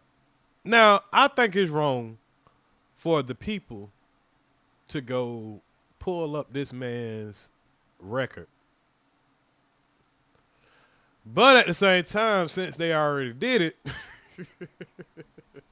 I'm just saying, damn. I'm just saying, since they already did it, I guess we need to check it out. But he's a victim. So let's look at what he got. 2021, he had civil divorce. I wonder if this is the same woman that's standing by him. He had a misdemeanor harassment, contempt of court, 2024, that ain't shit. Contempt present of court, that ain't shit. He had an order of protection, so he really been going at it with some kind of woman. A misdemeanor, contempt of presence, so he been skipping out on court pretty much a whole bunch. Implied consent, DUI, reckless driving. Okay, that don't make him a horrible guy. Now, he did in 2025 have an aggravated assault. Now, it's not really saying if he was convicted or not. It's just saying this is what's on his criminal history. And sometimes they can have charges that you've been charged with, but you could have possibly beat those charges. So just because he has these charges, that doesn't mean that he was convicted of them. So, but he did have an order of protection and harassment, and he had a probation violation, a DUI, reckless driving, driver license revoked, open container, and some speed. Now, I don't see anything in here that's, like, hey, he deserved to get shot by some racist, though. Harassment, contempt of court, which is just like not going, a civil order of protection, contempt of court, implied consent, DUI, reckless driving. Then he got an aggravated assault case. Just say you better put that thing on layaway. You better, hey, you get shot. Like, hey man, can y'all put that shot on layaway for me? DUI, probation violation, seatbelt, reckless endangerment, whatever. And then it says, observers have noted that any prior record does not justify the shooting. Now I'll say this. If you're beating women, people are going to be a whole lot less sympathetic to you getting shot. That's a fucking fact. I don't know, because I got to see the details. Like, you know what I mean? I still feel sympathetic of the man getting shot. Now, I do think he was a little reckless, but I don't know how it feels to have PTSD from, you know, military experience. So I can't say that, you know, his PTSD didn't kick in, but I don't think his common sense and his love for his family kicked in, you know, in my opinion. So if you go and putting your hands on people, whether they white, black, purple, or green, because you don't like what they say, hey, if they shoot your ass, I don't give a fuck that the nigga, he's calling you a nigga. Because at the club, why you think a lot of niggas get shot? For saying the wrong shit. So if I'm not going to, like, be all outraged about niggas getting shot at the club for talking shit, now I think it's all wrong. I mean, don't be throwing away for your life away for some dumb shit. But I'm not going to say you shouldn't be able to talk your shit without getting shot. Maybe a fight. So as much as I don't like what Chug is saying, I'm going to say that if a nigga come put their hands on you and you feel like you getting your ass whooped, I'm not opposing to popping a nigga ass. Pause. Because let's take away the race of the shit, right? Let's just say Ears out here and I'm minding my business. Now, of course, I'm in a different state so there's different laws. So, you know, if you do probably this situation that Chud did, if he would have did this in Florida, it probably would be a different situation. He probably would be in his right. As much as y'all don't like to hear that, if he was in Florida, he wouldn't be facing what he's facing right now. And say, let's put myself in the situation. Say I'm down here in Orlando or Florida or whatever, and one of those dudes that I got problems with from YouTube, let's say the gorilla, pulls up on me, just start beating my ass, and I got my scrap on me, and I get off. Bow! That'll teach him. I called him all kind of niggas and all type of shit. I done called that nigga everything in the book. I was defending myself. Shit, he ain't like some shit that I was saying, and his ass came and tried to goddamn do something, and I was getting my ass whooped. And in my head, I'm getting my ass whooped. I got this pistol on me. Nigga, you about to catch it. I'm just saying. It happens every day, B. Niggas get shot every day, B. So I'm not defending him, but at the same time, I don't agree, but I understand.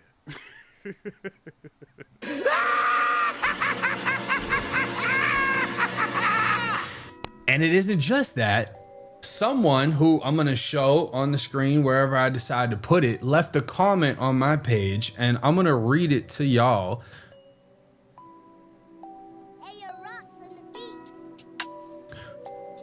An account by the name of Tribal Elitism left multiple comments on my page. One saying, Jake is saying he supports a convicted rapist and aggravated domestic violence guy because he got violent over words.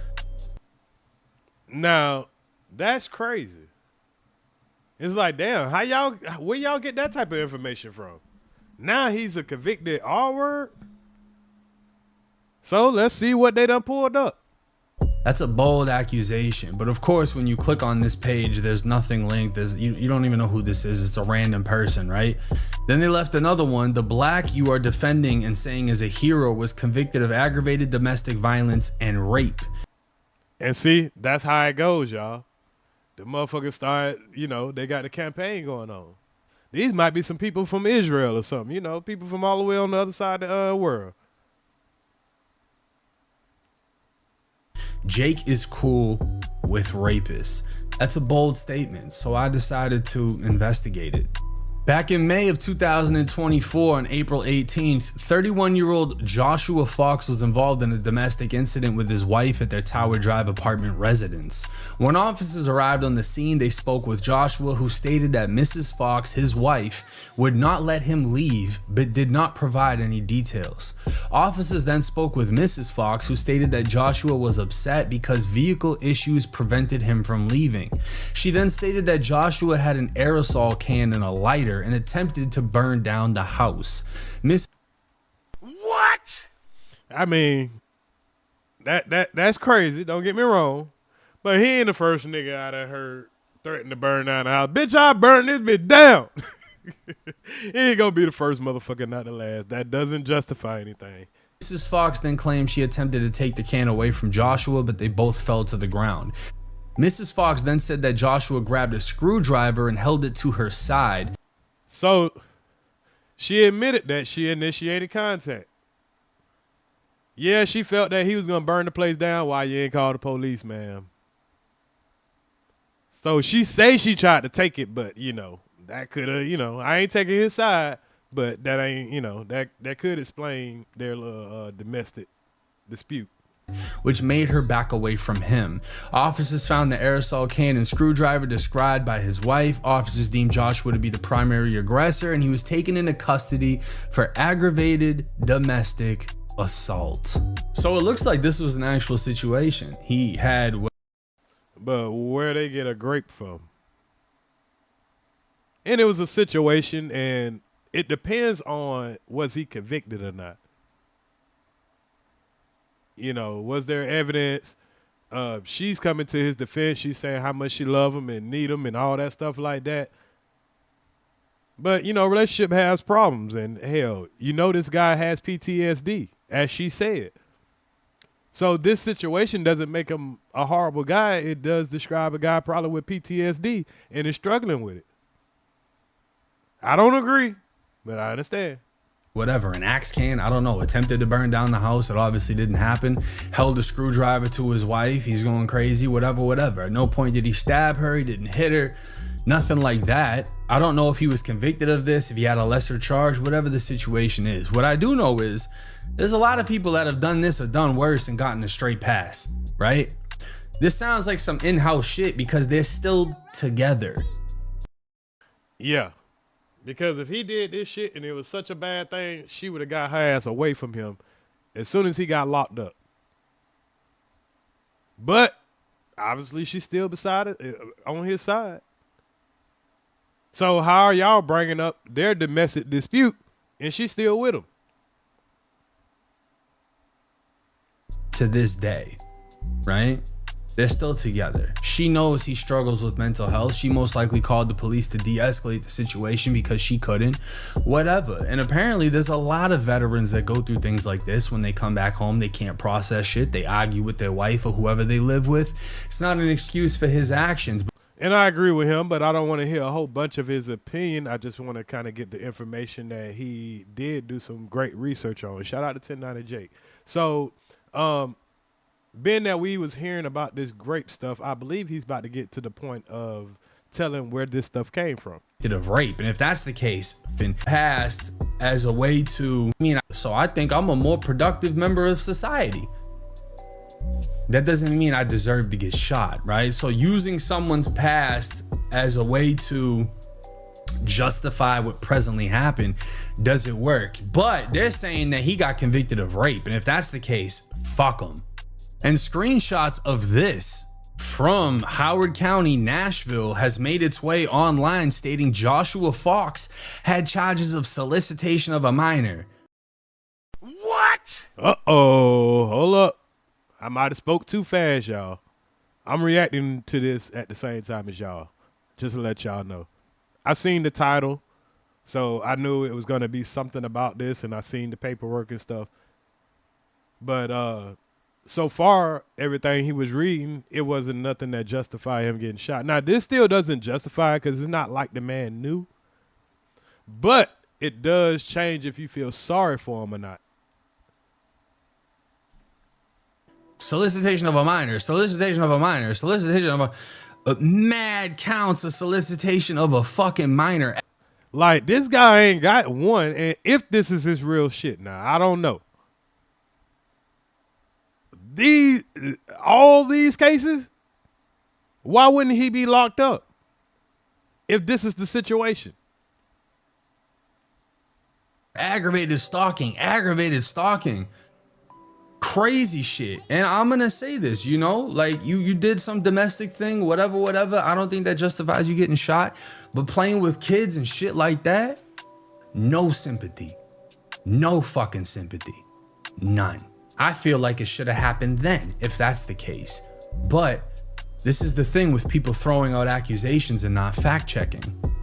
This Joshua Fox was born in 1978, meaning he's old as a motherfucker. And if you actually look up who he is, I can't scroll down because this has his addy because he's a registered, you know, flex offender. This is him. He's a white guy. What? Hey, bro, come on now, dog. Come on, man. And this is what they do, y'all. This is what they do. They want to make sure that they give a good justification to why old boy did that. And it's not none. Now, if that really was him that had all those charges, then a lot of people wouldn't feel sorry for him, probably be looking at you as a hero. Now, depending on how far this information spreads, a lot of people will still be going off of that. And this could put this man's life in danger. Yeah, shout out to 1090 Jake for doing his own research. A lot of people be mad at him because he exposed people and all that, but nobody speaks on stuff like this. He's clearing this black man's name. Because, you know, a lot of people would just run with that shit. Hell, I would have ran with it if I would have heard it. This is not the same person. So this is why it is important to do your homework before you throw out accusations, because they tried to use the same name and say that this was the same person and say that I support that type of fuck shit, which is not true. Wish I could sue you for defamation, but you probably don't have a fucking dollar. So the reality of the situation is his self-defense case is looking even weaker, and they are blocking Chud's ability to use the money he's raised to pay for his bond. I ain't gonna lie. That's kind of fucked up. You don't have to like what the man do and all that shit like that. But if he raised that money and people donated that money to him, he should be able to use that money for whatever the fuck he want to, as long as it's not like, you know, terroristic type of things. I mean, it's a shame on the people who donate to him. We could say that. It's not right. We could say that. But, I mean, people donated that money to him. And, yeah, you're not allowed to make money off crimes, but he had created that account before he committed the crime. Now, if he would have created it after he committed the crime, I can be on board to that. But he created that. He been created that when he was going broke. It's just that now that he committed the crime, people are donating a little more. But it's kind of an argument to say, you know, he's getting it off of the crime, which we know people are doing it because of the crime more now, but he had it before then. Which I don't know if because it's kind of the same way with like, what's the kid name? The Lacey kid. Remember the kid that stabbed the white boy at the track meet or whatever?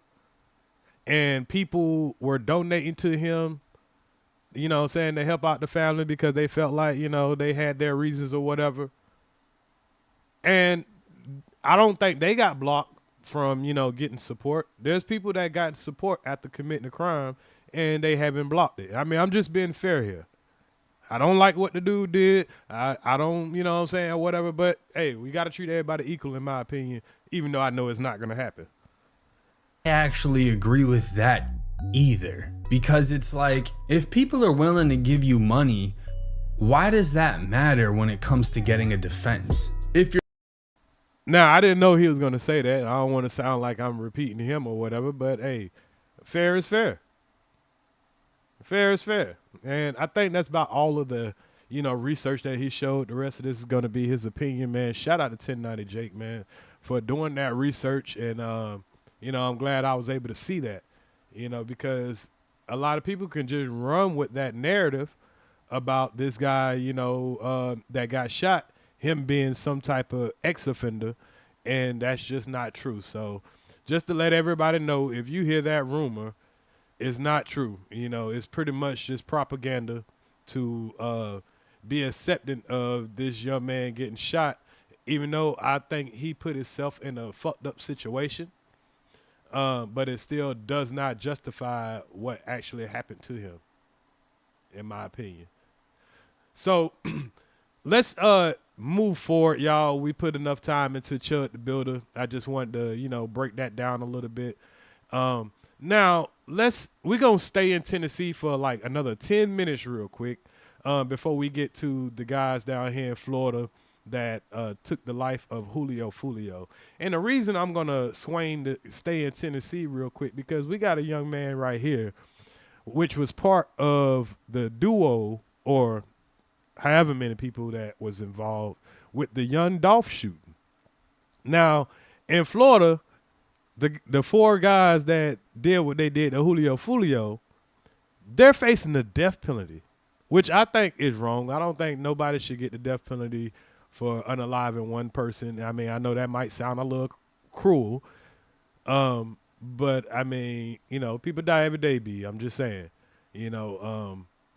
and I guess it depends on the cruelty of it. I'll say that, you know what I'm saying? But in Tennessee, people are not getting the same type of time as you're going to get in Florida. Now, there's some determining factors. This guy here, he decided to snitch. But them niggas that's in this Foolio case, they decided to keep it real. And that's why they looking at what they're looking at. But let's get into real quick the injustice that goes on every day, man. The way that those guys did young Dolph was very similar to how those guys did Julio Foolio. They shot him with high-powered rifles. He didn't have a chance to live. They shot him at close range. It was on video. It was a high-profile case. But the time difference of what they were facing, because they're pretty much begging for their life, and what this guy ended up getting is totally different. And I guess that's because of what state you're in. Cornelius Smith Jr. admitted he was one of the gunmen who carried out the broad day shooting back in 2021.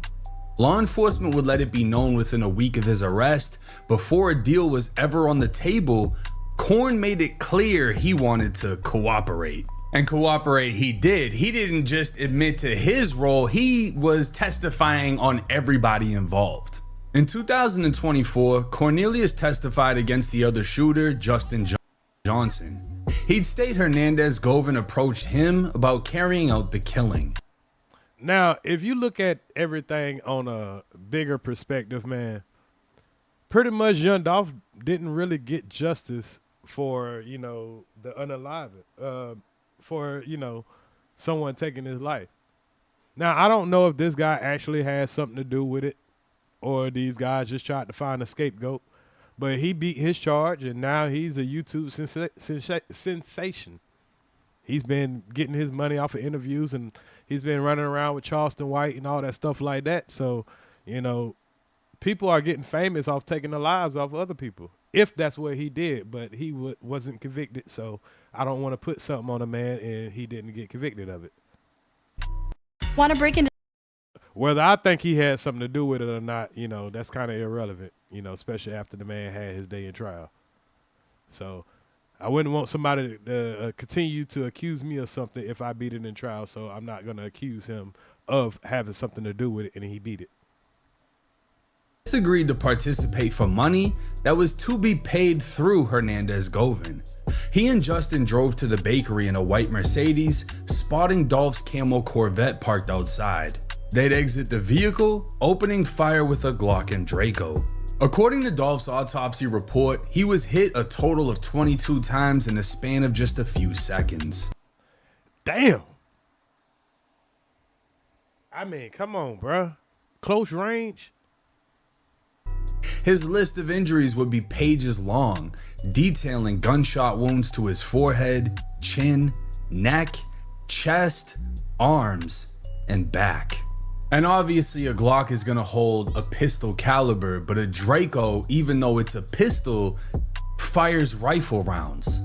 These are the same rounds that comes out of a full-sized AK-47. These are 7.62.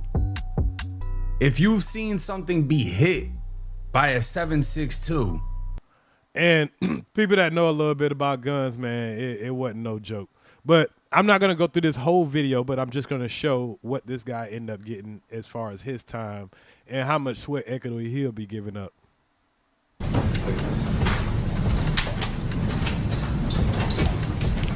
This is State of Tennessee versus Cornelius Smith.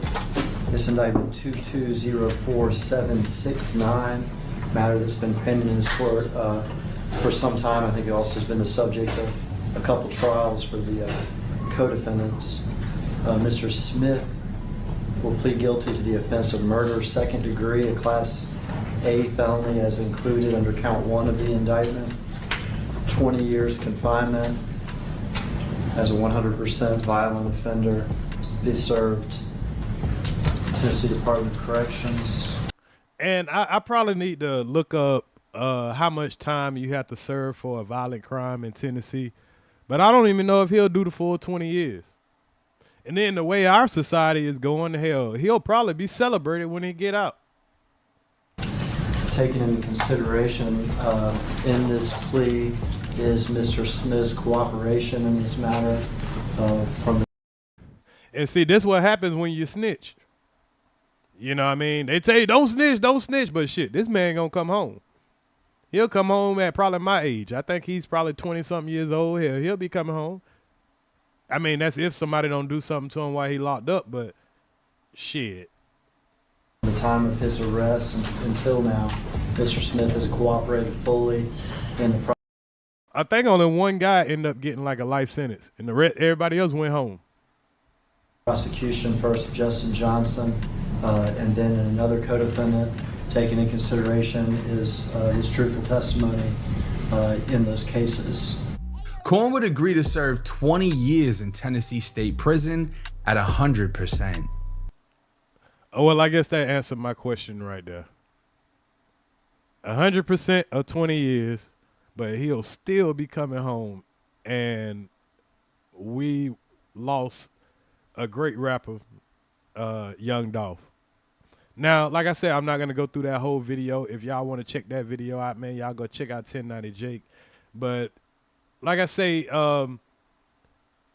they just it's crazy how the laws work and everything, man. If they would have happened to do what they did in Florida instead of in Memphis, these guys would probably be going home. And the guys that I'm talking about are these guys right here. The odds of you existing are... And these are the guys that we covered the story about the Julio Foolio situation. I think we even covered the whole Jacksonville beef when, you know, it was kind of in the middle of everything. There's a lot of guys that lost their lives between the ongoing beef that they had going on in Jacksonville. And it's kind of sad because if you really go over one of those videos that just breaks down all the characters, all of them are dead or in jail right now. All, I think, except for Young and Ace. But the way that they were describing in this trial, I believe there's going to be a RICO case coming. Jury spared the lives of the 4 men convicted of killing Jacksonville rapper Julio Foolio, recommending life in prison and not the death penalty. Our Tampa Metro and West Hillsborough County reporter Jada Williams has been following this trial since the beginning, and she's joining us live now from the courthouse. And Jada, I understand you gained some insight into what life in prison could be like for these men. Yeah, Yeah, that's right. It took about an hour and a half for the jury to decide that they would spend the rest of their lives in prison. And this is a conversation that I have personally been seeing a lot on social media. People I know reaching out to me over comments that were made on Monday about what life would look like inside that prison for those 4 men. So I also got a little bit of perspective from someone else who knows exactly what it's like to have a prison sentence. Perhaps you've seen this moment from the sentencing phase in the Julio Foolio murder trial. But as former warden and even as a jail administrator, he's someone. So this is where we learned the phrase sweat equity from, y'all. Because you got this young man that had everything in front of him. I'm talking about this guy. He done been out of Japan. He done been all over the country. He was even discovered that he was the one that shot Foolio the first time. Yeah, remember when Julio Foolio got shot in the foot? I think he got shot out in Texas, in Houston, I believe. This dude here had to made him a trip all the way to Texas. I'm talking about this cat should have been a fucking CIA agent. I ain't lying. One that's young, he's healthy. In reality, we need that labor, we need that sweat equity, and we will put him out there to work because we do have an aging prison population, jail administration. Former Florida prison warden Raul Bonasco. Now, to hear him say some shit like that, and I don't want to just hear the clip of it. I kind of want to hear him in full context. So we're going to go and hear what he had to say in full context of just how he was speaking. Now, like I say, these guys, man, they were in there. You got one of the guys, he started crying. The other guy, he was just laughing about the shit. He didn't give a fuck. So let's listen to a little bit of what that warden had to say. I want to show a little bit of the interrogation video of one of the guys and how he was throwing up gang signs in the interrogation room. And it's like they didn't stand a chance. I was going to ask the court, I think the next witness, if I'm not mistaken, is Rubino. Is that correct? Yes, that's right. I was going to ask for... Okay, so hold on. Let me find the spot. I thought I already had it. But, man, this trial was, you know, it was an eye-opener, man. Because this young man right here... What do salespeople hate more than any... Hold on. The young man right here, I kind of felt bad for him, man. Because he was a young man that you looked at in court the whole time, and you can see the regret on his face the whole time. And he's looking like, how the fuck did I get myself in this situation?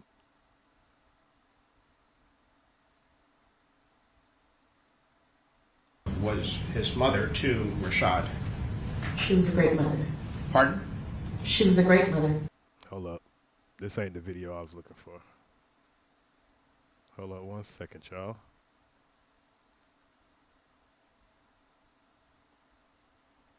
Good afternoon, sir.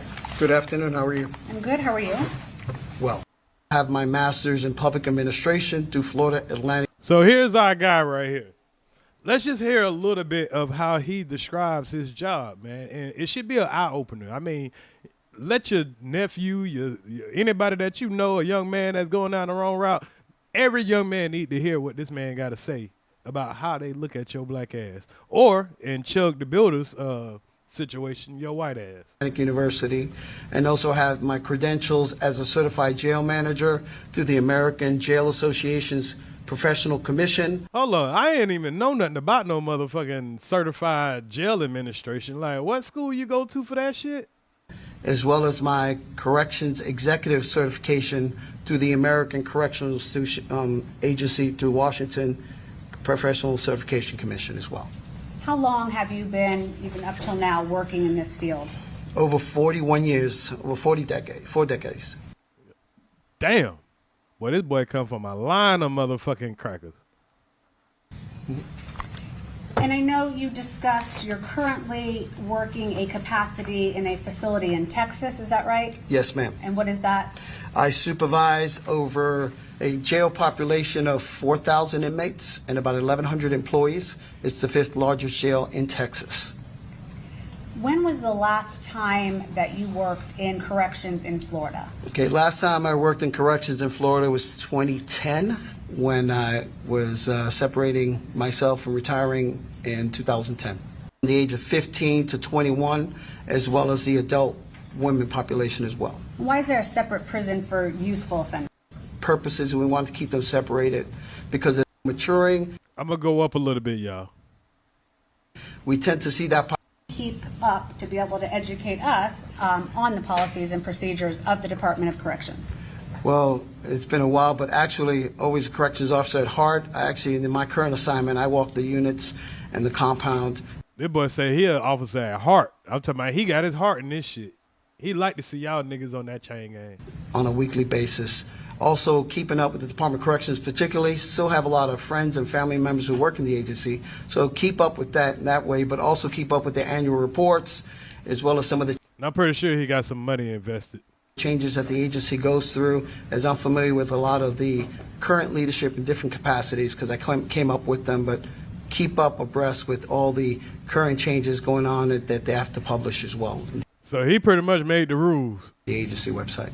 Okay, so in a little bit, I'm going to ask you about some specifics regarding life without parole and death row inmates in Florida. So are you able to give the jury that information based on what you've just described as far as how you keep up with those policies and procedures? Yes, I am. Okay. And before we get to that, so you're working now, other than what you've described in Texas, but you're testifying okay, as a consultant and conditions. Use your voir dire witness this time. Throughout your lengthy career in corrections, have you become familiar with how inmates serving a life without parole sentence are housed in the Department of Corrections? Yes, I have. Okay. And now, this got to be an awkward feeling for this young man. Because you got somebody describing to you how the rest of your life is about to be. can you tell us physically how they are housed? Well, all my assignments in the Florida prison system were all at lifer facilities, so I'm very familiar with that layout. What happens is an individual who is sentenced to the Department of Corrections, particularly like in this case with Ms. Gathright, he will go through a reception center process. He will be given an inmate number. That inmate number will remain with him for the remainder of his sentence while in the prison system. They will then be transferred after 6 to 12 weeks, in which they go through a reception process. They have to see all components, medical, mental health, social services, and classification, and we assess. That's called diagnostic. Everybody go through it when you go through the prison system. That's when they gonna shave his head bald. They gonna shave off his mustache. They gonna steal all this goddamn food and shit that they brought from the county jail with them. That's their custody level, and then we will assign them to vacant beds throughout the prison system. When that individual were to be received at a facility, let's say Tomoka Correctional Institution, which is a lifer facility, holds all custody levels to close, that individual will be classified and assessed based on their skill set, their behavior, their prior behavior, whether it's in the county jail or in another system in another agency, and then determine their housing assignment, determine their job assignment, in which every inmate that is serving a term of life will always have to be assigned a job assignment. So what that means is every inmate serving a life sentence is required to work up to 60 hours a week. Damn. What? So you're required to work. This just must be in the state of Florida. You know, in Georgia, they'll sit your ass in a dorm and nigga, your ass won't never leave out of your cell. You be doing 23-hour lockdown. Come out for 1 hour a day.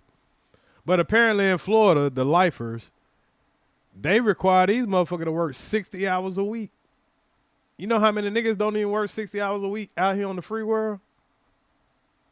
Whether it's cooking meals, preparing laundry, pushing about 100 lawnmowers, gasless of course, keeping up with the day-to-day maintenance of that prison, that is a requirement, as well as following all the other rules and regulations as required by the agency. So part of the classification, and I know probably just out of habit, you said you obviously aren't working there anymore, but the department will find a facility where Mr. Gathright would be the most useful? Yes. And fit in the best? Yes. The most useful? They go find somewhere where this young nigga, but he got young muscle, young bull. And also they have programs and things you mentioned, right? Yes, they have programs. Can you Yeah, bitch ass niggas ain't got no program.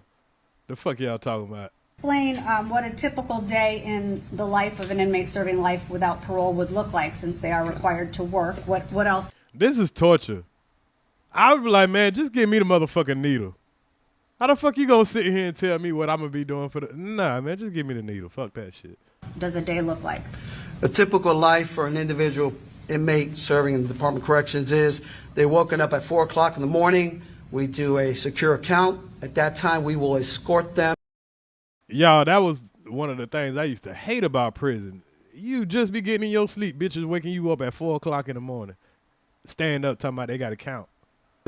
To their appropriate chow hall, which is where they eat their meal. They have up to 10 minutes to sit and eat their meal. They will return back to their housing unit, in which we will conduct another count, and then we will allow them to go to the day-to-day operations. So inmates have work assignments. They are to report to their work assignments as scheduled.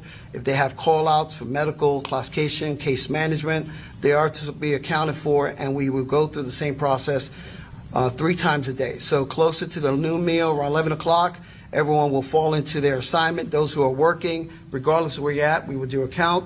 We will go through the lunch meal, and then we'll repeat it again around 4:30 approximately in the evening, so we can make sure everyone's accounted for. Then they return back to their housing unit, and after dark, they are all secured in secured housing, and no inmates are allowed to be out of those buildings unless there's an emergency with proper security, shackles, and handcuffs to whatever assignment they have to go. Otherwise, they remain in those housing units till the next day, in which it is repeated again. So they're not just roaming around the prison all day? Absolutely not. They're told when to do, what to do, when to do it. I didn't hear you mention a shower. Do they get to shower? They get to shower. We are required by accreditation standards to give them a minimum of 3 showers a week. What? A minimum? Yeah. You get a minimum. That means a couple of days you ain't gonna wash your ass. Your ass gonna stay locked down with another stinking ass nigga in your room, taking shits, all that shit, for the rest of your life. But because those individuals are in an environment where they don't have their own showers, it's based on who the population is, usually about 250 inmates for like 7 to 10 showers. So they're sharing spaces. And I don't know if you might have mentioned this, but the housing itself, are they in a dorm style, or what does their personal housing look like? Their personal housing is, in Department of Corrections, we know it as HO5 and HO4 housing. That's the housing assignment we give in. Sound like a hoe. Yeah, we got the hoe housing. Individuals who are serving a life sentence. And HO5 is an individual cell that's designed with 2 men in it. That's more the old prison style. Like I worked at Tomoka Corrections in Polk, old prisons, because of the design at the time. Because we've had individuals serving life, we also code them, the Department of Corrections codes them as HO4. HO4 is the same type of secure housing, but these individuals are more in a communal environment, almost like a military style. The integrity of the building is still designed to hold lifers, but because a lot of the old prisons, the footprint is very antiquated and very manpower intensive, we have other type of industry standard housing. So they AKA the chain gang. They are in an HO4 status. Yeah, that shit don't sound too fun. He looking like, oh shit. I done fucked up. And this is real life, people. This ain't no movie. If someone is sentenced to life without parole, meaning they're not getting out, is there any incentive for them to follow the rules while they're in prison? Well, every inmate in the Department of Corrections is required to work. And if they do not show up to work, even those who are medically indigent, they're required to work. They will face administrative outcomes, basically receive a disciplinary report for refusing to work, and if that continues to escalate, we move them into another level of status based on their classification and their negative adjustment in the prison setting. So pretty much, nigga, you gonna work or they gonna throw your ass in a hole and it's some niggas when they know you got a life sentence or a long sentence or whatever, they don't care about throwing your ass in the hole for 3 to 5 years. And if you don't think that you can be driven to go crazy, sit your ass in a motherfucking cell where there ain't nothing but you and some boxes in a motherfucking 4 walls and a bed and a toilet that's connected to the sink. And you ain't got no communication to nobody. Nobody. You can't write letters. You can't get no phone calls. You can't walk around, get no exercise. None of that shit. That's your life. It'll drive a motherfucker crazy. Especially knowing you'll never, ever see daylight again. And what would be their incentives to follow the rules other than just where they're housed? Do they get any benefit for following the rules?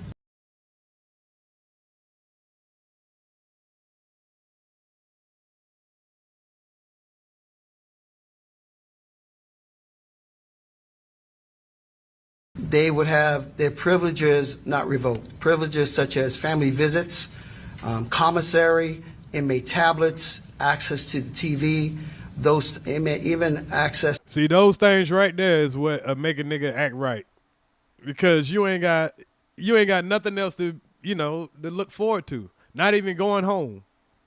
So you better hope that you can watch TV, get a letter, get on the phone, or some shit like that. And right now he closing his eyes thinking about how his life about to be for the rest of his life. To programs. Those are the privileges in which they have to follow the rules in order to keep them. And so you indicated that they are required, those inmates will be required to work 60 hours a week, and even if they're disabled. Is it safe to say that prison can be made even more comfortable for a person, or uncomfortable, sorry, if they refuse to work or they're not following the rules? Yes, in the system, it's designed, if they continue to refuse to show up to work or their assigned area, they will get disciplinary reports. As they continue to escalate those disciplinary reports, then they will be considered for close management.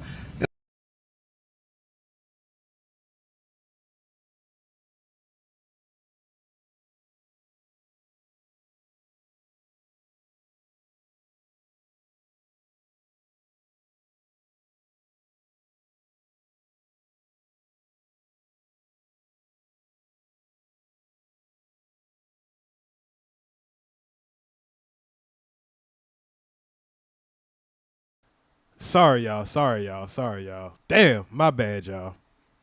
What he's describing is like in the scene that y'all seen on the movie Life, when Martin and Eddie Murphy came into the prison, and they was telling them about the gun line. Tell them about the gun line, boss. If you so happen to stick your Johnson across the gun line, we gonna shoot your ass dead. That's pretty much how he's sounding right now.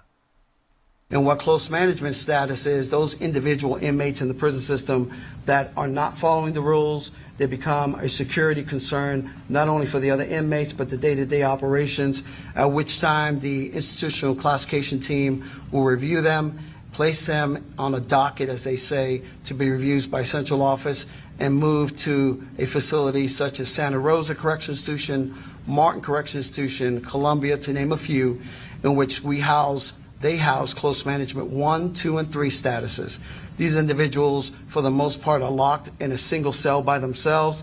They don't have any privileges, just to see medical every day, as well as their meals, and not even but twice a week get uniform and allowed out of their cell 3 times a week. And that's that hole that I was telling y'all about. So yeah, you can go in there and you can follow all the rules. You can be a model inmate, and you'll get all the privileges of, being able to watch TV, have a job, work for free, all of that stuff like that. Or you could go in there and you could act like you got a life sentence and you gonna die in there. You could be the toughest game banging ass nigga in there. But I bet your ass gonna sit in that hole for about 5 to 10 years of your 50-year sentence. So in prison, they have a phrase. Either you can do your time or let the time do you. And when you let the time do you, That's the hard way of doing time. I mean, when you get in there, you hear that phrase, cats tell you that all the time. Don't let the time do you. Do your time, bro. Lay down and do your time. Now, they wasn't speaking of a nigga that goddamn got a life sentence and never see another day of light. You know, that's more of a phrase for people who are, you know, at least going home at some point. But if he keeps faith, we've seen convictions get overturned. Now, there's so much damning evidence in his case, I don't know. But there could be a time where his sentence can be, you know, reevaluated. He could do 40 years and somebody like, let him out. He an old man. And it's possible. Laws could change. They will remain in that status till they start complying with the rules and regulations, in which they will eventually, hopefully, move out of that status if they start conforming to the rules. And you gave some examples earlier. I just wanted to follow up some of the things that inmates do in the way of work at the prison. You included cooking, is that right? Yes, we have to prepare 3 meals as well as even dietary meals for the inmate population. So we use a lot of the inmate labor to do. Yeah, he looked like the type of nigga gonna be working in the kitchen. All the meal preparation as well as keeping up with sanitary requirements. We have to launder all the food as well. We have also inmates, the department has to assign inmates who have skills in maintenance, because the Department of Corrections utilizes 80% of the inmate labor to keep up with the aging facilities that the prison system has. That's something on a national level. We put them to work. They do not have any kind of financial compensation they're required to. We also keep up the grounds. Not a dime. You don't get no money. You just work, nigga. As well as utilize them in different capacities. Those who might have a high school diploma might be part of the orientation for the new inmates coming into the prison system, sort of like a peer-to-peer, helping those, particularly those coming in with a term of years, to hopefully take advantage of the programs and not return back to the prison system. But this nigga ain't never getting out, so you can cancel that part. Can you mention? But he could help a lot of brothers get out. I mean, me personally, if I was in this situation, I'd be like, man, give me the motherfucking needle. I fucked up. I done did it. I ain't about to drag my family through this shit. But there's a lot of things that he can do. He can change some people's lives, you know.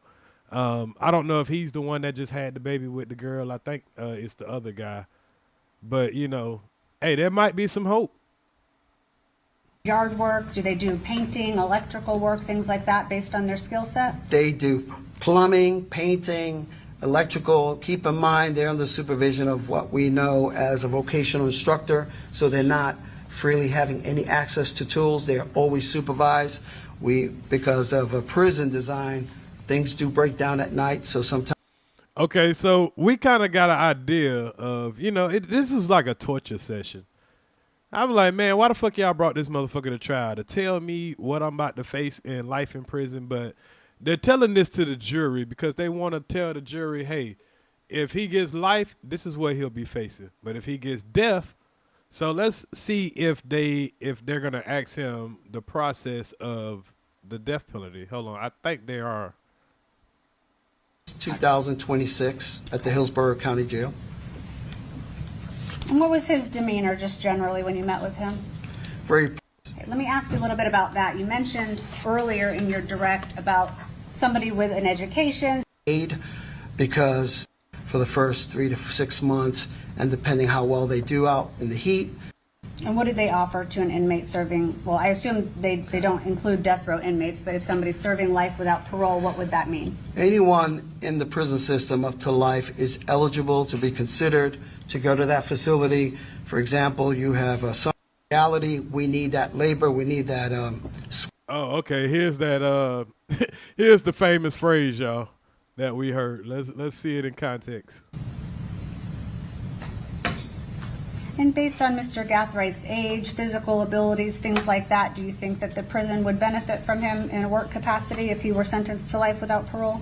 I say yes. With my experience, not only just in classification, but as former warden and even as a jail administrator, he's someone that's young, he's healthy. In reality, we need that labor, we need that sweat equity, and we will put him out there to work because we do have an aging prison population, jail administration. We have that. So we put these young individuals to work and get some sweat equity out of them since they are young and actually can do the work. What? And that's how they look at it. We got to get that sweat equity out of them. That is a great way to tell it, to say it. I've never heard that word, which, you know, I'm surprised I haven't heard that word. That's right, that's right. Get your lady asses some exercise. Y'all should just go be rappers, get into a beef, and then shoot each other. And that's why we got the music that we got out here today. To get these young men in that type of mindset so they can get that sweat equity out of them. Oh, he's a young bull. Don't kill him. Why kill him? We need somebody cooking for these old inmates, the ones that y'all convicted 30, 40 years ago. Yeah, we need some cooks for them. We need some young bulls that are clean for them. We need some new bitches for them. We need all that. We need some work for our officers. And we talk about life without parole and death row, but for our jurors' education, in Florida, what does a life sentence without parole mean? A life sentence in the Florida Department of Corrections means from the minute they're brought in, they're assigned an inmate number. He will be assigned an inmate number, and when he dies and leaves in a body bag, he will still have that inmate number. Damn. I ain't gonna lie. I mean, I shouldn't be feeling sorry for this man. The man did what he did, bro. Julio might have was a piece of shit, but, bro, you can't just do some shit like that in a civilized society. And these are the consequences. For this man to just talk so coldly, he's like, hey, when he died in a body bag, yeah, we still own him. We just gonna throw him out back with the rest of the niggas. We got all this sweat equity we could have got out of him. And I feel gut wrenched because, like, if that was my son, you know what I'm saying? Like, or my nephew or my little cousin or just somebody I knew personally, just to hear him talk about your, you know, like they ain't shit. But then you still got to understand what your loved one did. An inmate serving life will never, ever get out. There is no parole in the state of Florida, and they're not ever allowed outside the razor wire and the fence of a secured facility.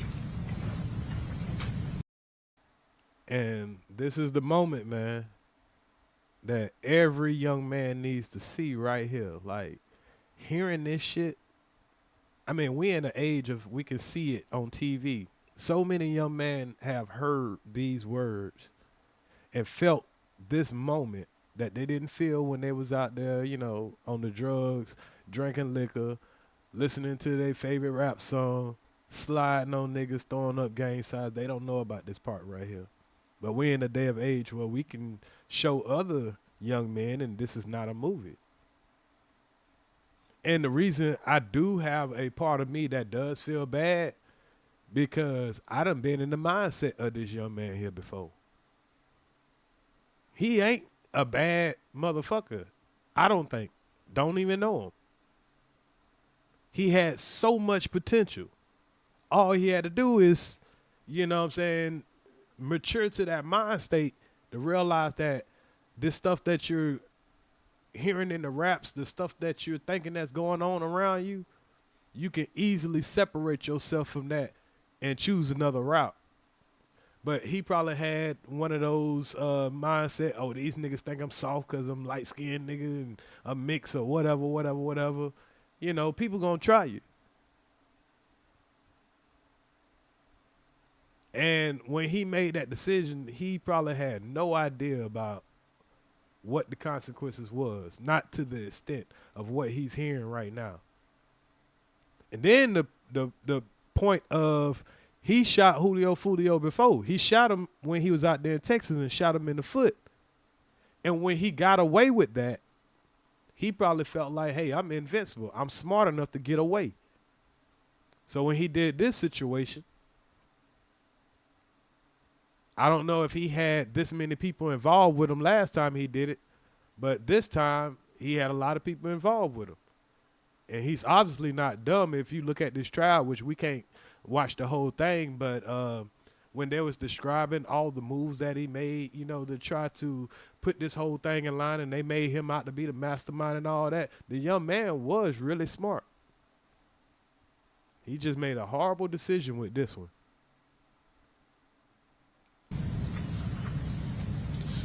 So the only way that an inmate serving life without parole would leave is when they die by natural causes. But when they said, just hearing them keep talking about when they die, natural cause, like his eyes kind of got big, but he really can't show this emotion. Objection, Your Honor, we're asking answer. Sustained.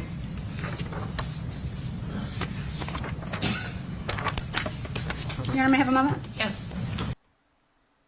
So all of this is, you know, eye-opening to the young man or whatever. We can't go over all of what he's going to say, but I do want to see if he's going to talk more about the death penalty. Hold on. Someone's been injured or hurt in a jail or in the prison. She didn't start doing this until about 5 years ago, right? Approximately 5 years. Prisons, correct? Yes. We're from 3 to 6 months. Now, of course, to clarify, if they're not adjusting well, they will be reassessed. Right. Inmate, they do everything right. They're going to be.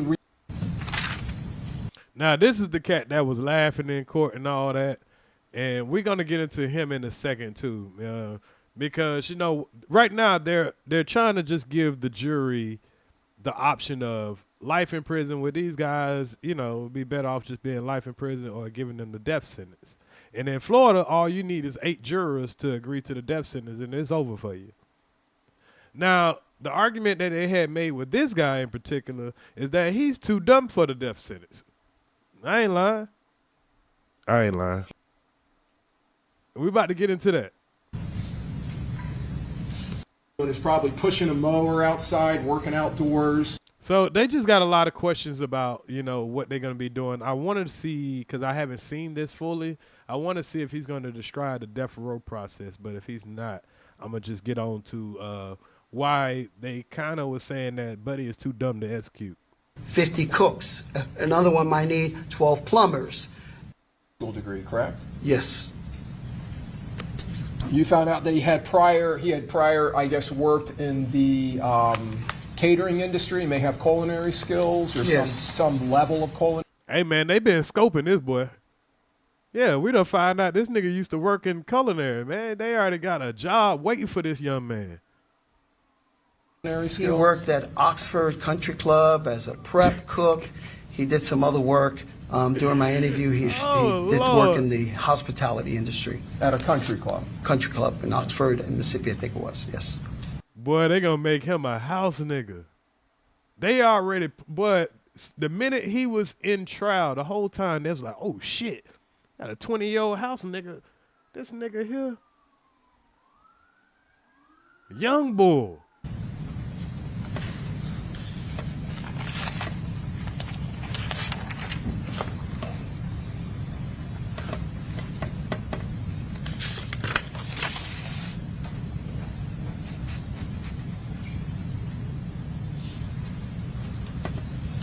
And you found him to be very articulate, correct? Correct. He was very cooperative with you, is that correct? Yes. In fact, he graduated from Oxford High School in Mississippi, correct? Yes, in 2023, I think. Man, they ain't supposed to be doing all this shit until his diagnostic, bro. They literally doing a slave trade, like, live on TV. Like, this is how they used to measure up the slaves. For real, for real. Oxford, yeah, I did mention Omni, but in my notes, as you see, well. Do you think that the Omni that you came up with may have been something someone told you, maybe, even if it's not in your notes since you testified to it. No, in I the really, deposition. I don't even stay at an Omni Hotel, but I don't know where that one came from. I'm trying to look at my notes. No, Central Plate Catering. I don't recall. So he had experience working in catering, And serving, prep cook. All right. Man, they selling this nigga, boy.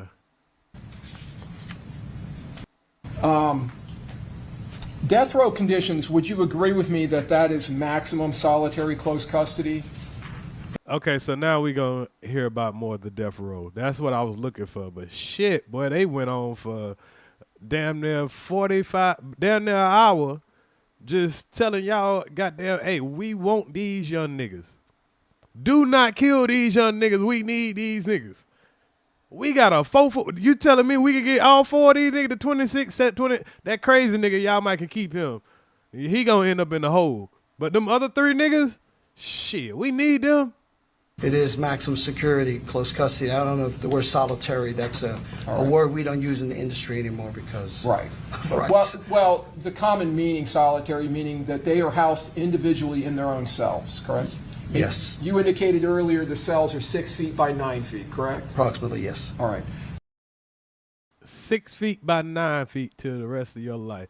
But if you on death row, you only gonna be on death row for about probably, I think at the least 10 years. But if you keep appealing and peeling and peeling your shit, you might can stay on death row for about, I've seen people stay on death row about 30 years. You know what I mean? Like, I probably would have turned around and smacked somebody just so they could go ahead and like, man, y'all talking about y'all gonna work me till I die and I'm gonna have a prison. Nah, fuck that shit, man. You ain't gonna get all that out of me. I don't want shit. I want to sell by my motherfucking self. Give me one of them little TVs and goddamn leave me the fuck alone and let me get ready for the next 15 years. And in death row, there are... I mean, if I know I did it, now if I was innocent, that's different. But if I know for sure I did it, like they do, I fucked up. Don't let me go, man. I'm swinging on somebody. I'm gonna get some of my anger out. 6 wings, each with 2 levels, 8 cells per row. Is that correct? That's correct. That's my understanding. You mentioned steel toilets and sinks. The toilet has no lid, correct? Stainless steel toilet, yeah, no lids. Industrial corrections toilets. Right. They have a steel bed with a thin mattress, correct? Correct. And they can have a radio if they wish, correct? Also, they also often, many of them just use the tablets because you can get music on tablets. The tablets, all right. So that's a new thing. When I was in prison, they didn't have tablets, but now, you know, they got tablets and stuff. They probably sell you everything on your tablet, you know. Yes. I'm going to talk to you about the tablet in a minute. I think death row inmates, they used to have like a small TV. So, you know, I guess the new thing is a tablet now. And I would probably rather have that, man. Just let me go ahead and do my time peacefully. I don't want to be around all these niggas for the rest of my life. They are issued tablets. Let's just go ahead and talk about it. They are issued tablets. The tablet is, it's like it sounds. It's like a pad, electrical pad or tablet. It's a hard book. Right. And it has limited content on it. You can read books on it. There are some programs you can watch on it. But there is availability to purchase additional things you can. Now, that would be a great thing, like, especially with books, because when I was locked up, you know, books was my thing. I would read anything I could get my hands on. So if there's a way that I can just read any single book I want to and maybe publish a book or something like that, hell, I would have went out like Tookie Williams. You know what I mean? You can watch on it for money, correct? Yes. So you have to have that money in your commissary or canteen. Is that correct? That is correct. So somebody you know outside of prison has to put that or donate that or deposit that into your account? Into the inmate trust account, yes, sir. Okay. They have no access to any kind of internet connection with that tablet, correct? That is correct. They are issued their own TVs. They are little 13-inch cubes, correct? Yes. And those work off of an antenna. I bet those jokers only get like 1 or 2 channels. You probably got to watch like the Andy Griffin show or some shit on them little ass TVs. Correct? Rabbit ears, as we often call it. Just like the larger big flat screens that are mounted in the general population, or the, I'm not saying that right, I know that's not the term. The day Open rooms, in the day rooms. Yeah, well, let me go back to open population for non-death row. They have bigger TVs that are mounted that they watch communally, I guess. Correct, it's general population. Right. But with both of those, they're working, especially these little small TVs are just working off an antenna, right? Like Yes. little rabbit ears, We right? have the same channels that everybody else would have. Just a few channels. They're not getting a streaming service or cable, correct? That is correct. All right. Now, their food, they are fed 3 times a day, correct? Yes. First breakfast is at 5 a.m., correct? So we kind of get the point, man, even on death row, and they got Buddy looking sick because this is all before they actually got their sentence. They're scaring the shit out of these motherfuckers before they actually gave them their sentence. Now, I'm not going to drag you through them giving everybody their sentence because, you know, they're just going to read off all the sentence. But everybody end up getting a life sentence instead of getting the death penalty. So depending on, you know, how they feel about it, hey, maybe it was a good thing. They wanted to live. But the problem that they're going to have is but before he got his sentence, man, I mean, before they decided to just only give these guys a life sentence, you know, they were playing for their life. To build anything. Buddy right here with the light skinned dude with the deep waves, he decided to go up here and plead for his life, man. So we'll listen to a little bit of him plead for his life. We ain't gonna listen to the whole thing, but we're just gonna listen to a little bit of it. And then he ends up breaking down, crying and everything. But let's check this out. All right, Mr. Gathright, please stand up, raise your right hand. Do you solemnly swear or affirm that? How do you feel? What? I feel very remorseful, you know. This is a terrible situation. It's been a Should I turn on the cry music for this shit? Because this shit here is sad, man. And I guess his lawyer like, man, the best chance you got is to go up here and, you know, just sound sad as possible. So I think we need to put a little music on for this.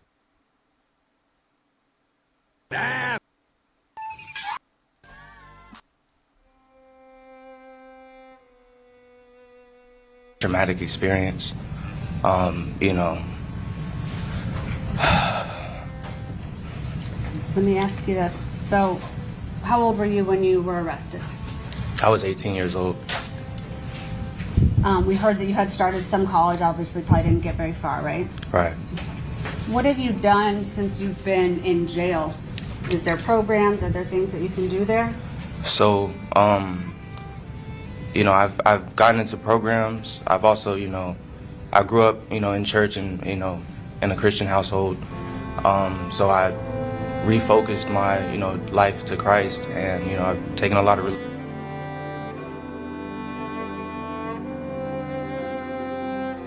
not refocus your religious programs. My boy said he refocused his life to Christ. Oh my God. Not in the first couple of sentences, man. This is when a nigga really want to live. That boy said, I refocused my life. I gave my life to the Lord. Programs, are there things that you can do there? So, you know, I've gotten into programs. I've also, you know, I grew up, you know, in church and, you know, in a Christian household. So I refocused my, you know, life to Christ, and, you know, I've taken a lot of religious programs. I've read the Bible from cover to cover. I've tried to, you know, share some word, and, you know, we have prayer circles in the jail and stuff like that. I've led a couple, you know, prayer circles, and I've tried to, you know, kids around my age or, you know, younger, you know, since I'm 20 years old now, when you turn 18, you know, you go to the adult pods and stuff like that. So if I see somebody who I see, you know, has a lot of potential and has a chance to keep them from, you know, basically being able to be corrected at this opportunity and not come back. You know, I try to take them under my wing. As you see, I have a lot of resources and a lot of family that love me, and they've even, you know, asked me like, hey, is there anybody in there who doesn't have somebody like that, who, you know, could we send them some money, like, you know. Uh-oh. That ain't gonna be a good thing in the future.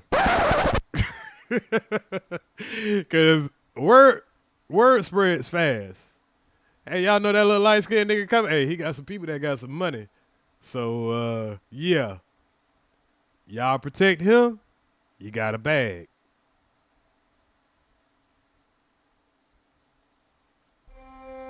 Anything like that. So I've tried to, you know, be a vessel for God to pour over my blessings into those around me. We heard from Mr. Bonosco, who said that, you know, in prison that there is opportunities at times to be a mentor, or you do orientations and peer-to-peer things like that. Is that something that you'd be interested in doing? Of course, you know, I definitely want to, you know, try my absolute best to course correct anybody from falling down a path that they don't have to take, especially the youth. I feel like that's my calling that God has put on my heart to, you know. So hold on. You ain't had this calling when you was out there spinning on niggas, huh? This nigga ain't been locked up nothing but what, about a year or something? He done changed his life to God and gave it to Christ, and now he want to lead the youth and all this crazy shit. Oh my God, man. You know, be a mentor to the youth and be a positive influence in this world.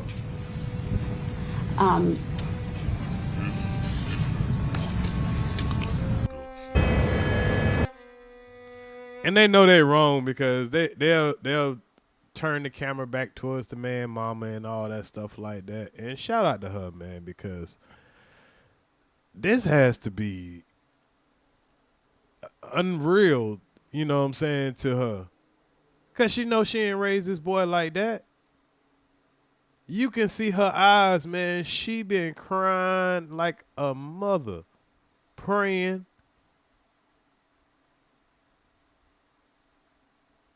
I feel like super bad for this woman. I don't see her father, you know, in there helping. I mean, I ain't gonna say he ain't there, but I would have thought that there would have been a man in there, you know, in his support, or at least having, like, even if me and my baby mama didn't get along, nigga, when it come to our child, nigga, we down, nigga. We shit. When it come to our child, we on tune. So this kind of is a, you know, a sad reality.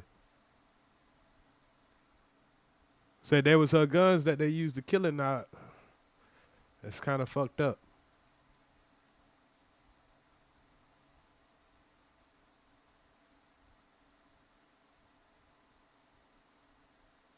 A lot of people. Are you able to maintain those relationships now? Yes, so, I mean, everybody who I, you know, maintain a relationship wasn't able to all be here today or, you know, even testify. But, you know, I talk to them daily, weekly, bi-weekly. You know, I cherish my supporters very deeply. And I want to maintain a relationship with them for the rest of my life. And I know, you know, we're not going to talk about the case itself, right? But you said that you were taking accountability, you felt remorseful. Tell us what you mean by that and what statement you want to make. To the victim's family, you know, I want to send my deepest condolences, and you know, I understand that it's hard losing a child, a best friend, a brother, a cousin. And for that, I just cannot say sorry enough, you know.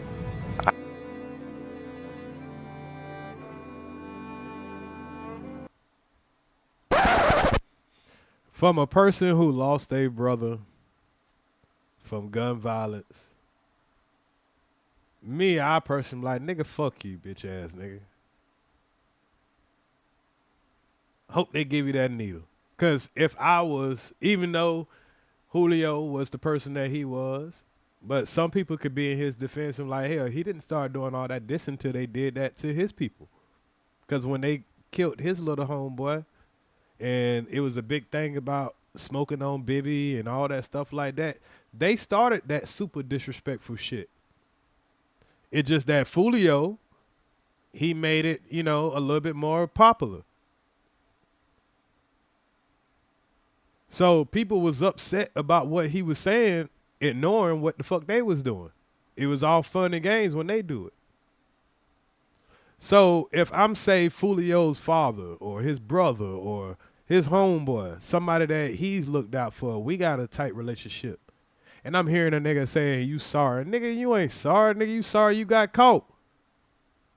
Nigga, when you shot him in the foot, nigga, you ain't let a nigga slide in and say, all right, he learned his lesson. Nigga, you wasn't gonna stop until you killed that man.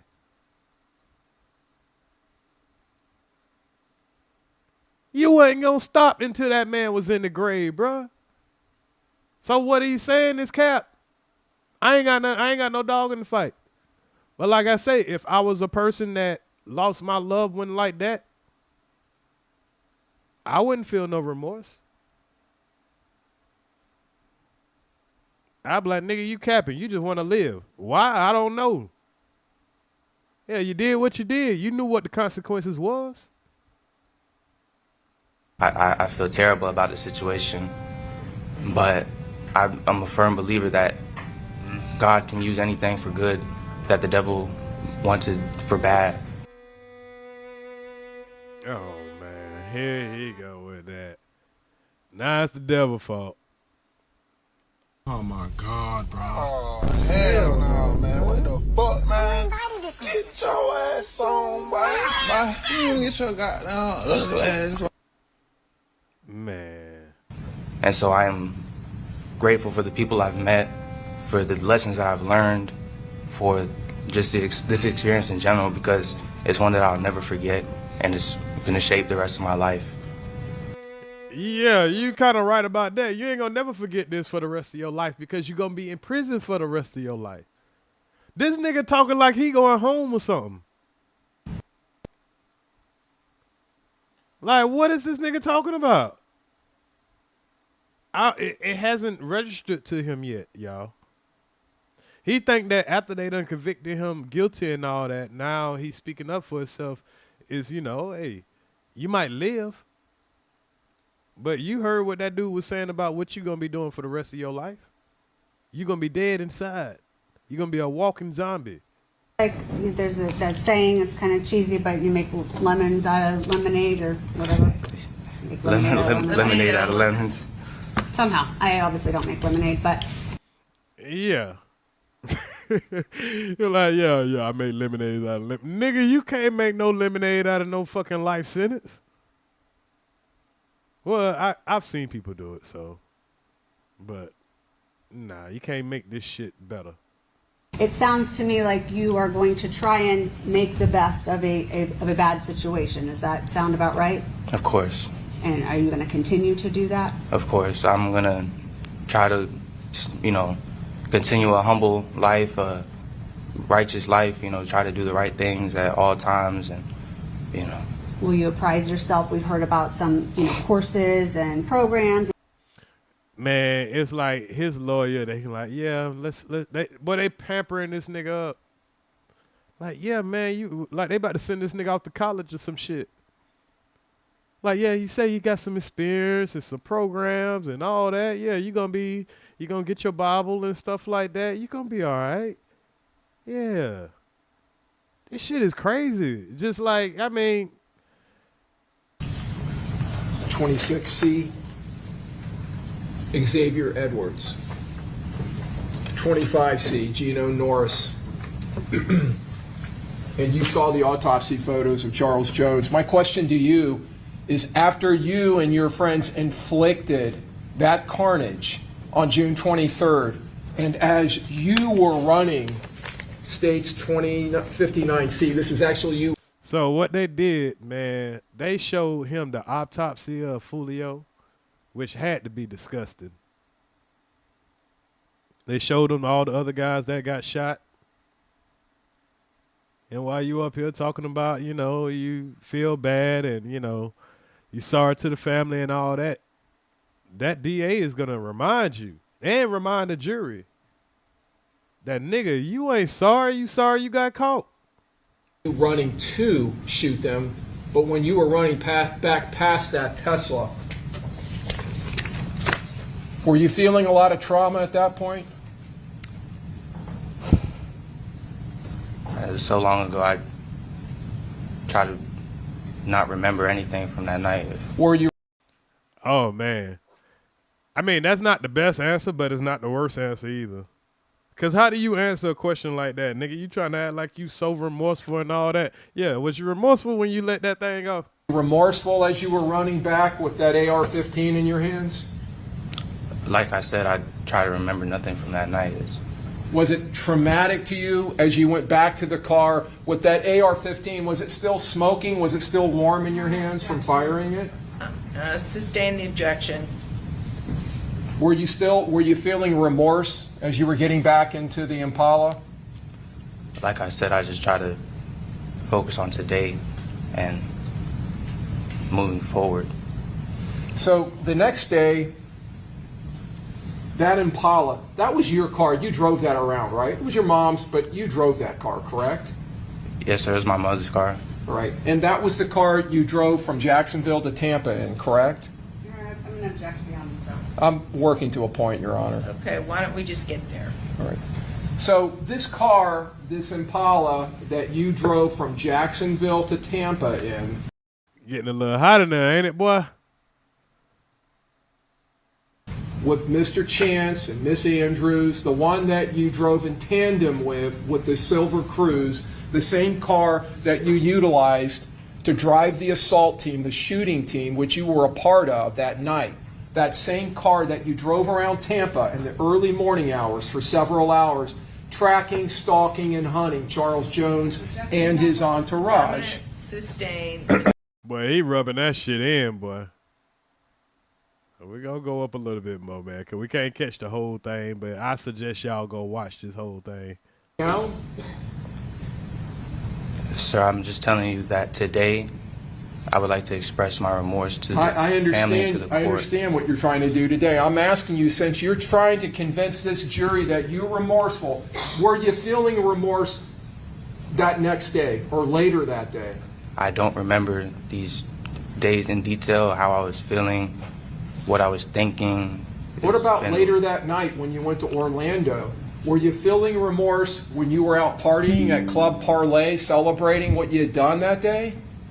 That was my sister's birthday party. What did you feel any remorse while you were drinking Don Julio tequila and putting that in your video and throwing gang signs? I'm here to testify about today, sir. We've all seen the evidence. We've all reviewed everything. Mr. Chance, it's not time for you now to make speeches. You've politely answered your counsel's questions. Can you not answer the state's questions? Is there something about my question you don't understand? Hey, boy, this DA is hell, boy. But he doing his job. He put this motherfucker in a hot seat right now. I wouldn't want to be answering these questions. I was getting to I'm sorry, Mr. Gathright. I called you Mr. Chance. Excuse me. I was getting to my answer. Like I said, I've seen all the evidence. Well, we've all seen all the evidence. Yes, right? sir. That's true.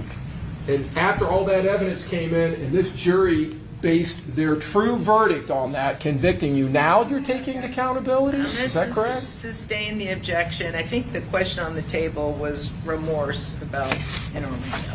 Okay? It is, Your Honor. You just need to answer that question. So Okay? I'm going to ask you very specifically, okay? So try to focus with a laser beam here, Mr. Gathright.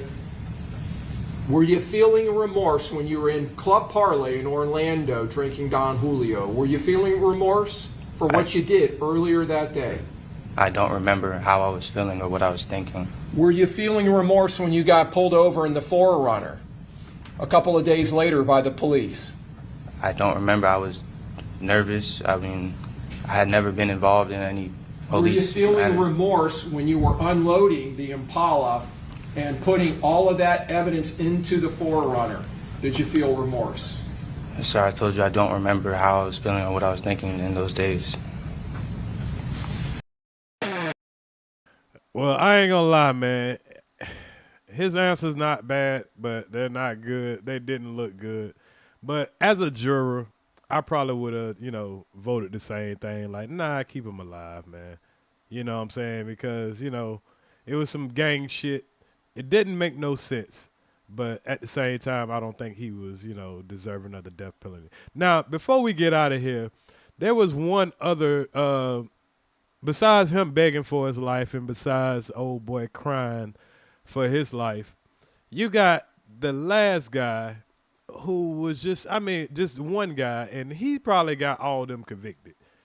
Just the dumb shit he doing. Now, let's find out a little bit about him real quick. And he's going to be the last guy that we're going to kind of go over, because one of the reasons they probably didn't give him the death penalty is because they say that he was too stupid to get the death penalty. I ain't lying. And they're throwing gang signs when they leave him alone. This is a proud gang member. He is a walking billboard of 1200. It's indelibly imprinted all over his body.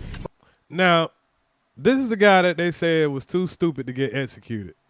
Now, you got to be a special type of stupid to be in the investigation room throwing up gang signs while you are arrested for a gang-related unaliving. So, yeah, I believe this boy here is a little special. But I disagree with them that you shouldn't put these type of people, to sleep, because I don't know if he need to be here. From the 1200 on the back of his neck and his upper traps, all over his body, with the members of 1200 who have been murdered or killed.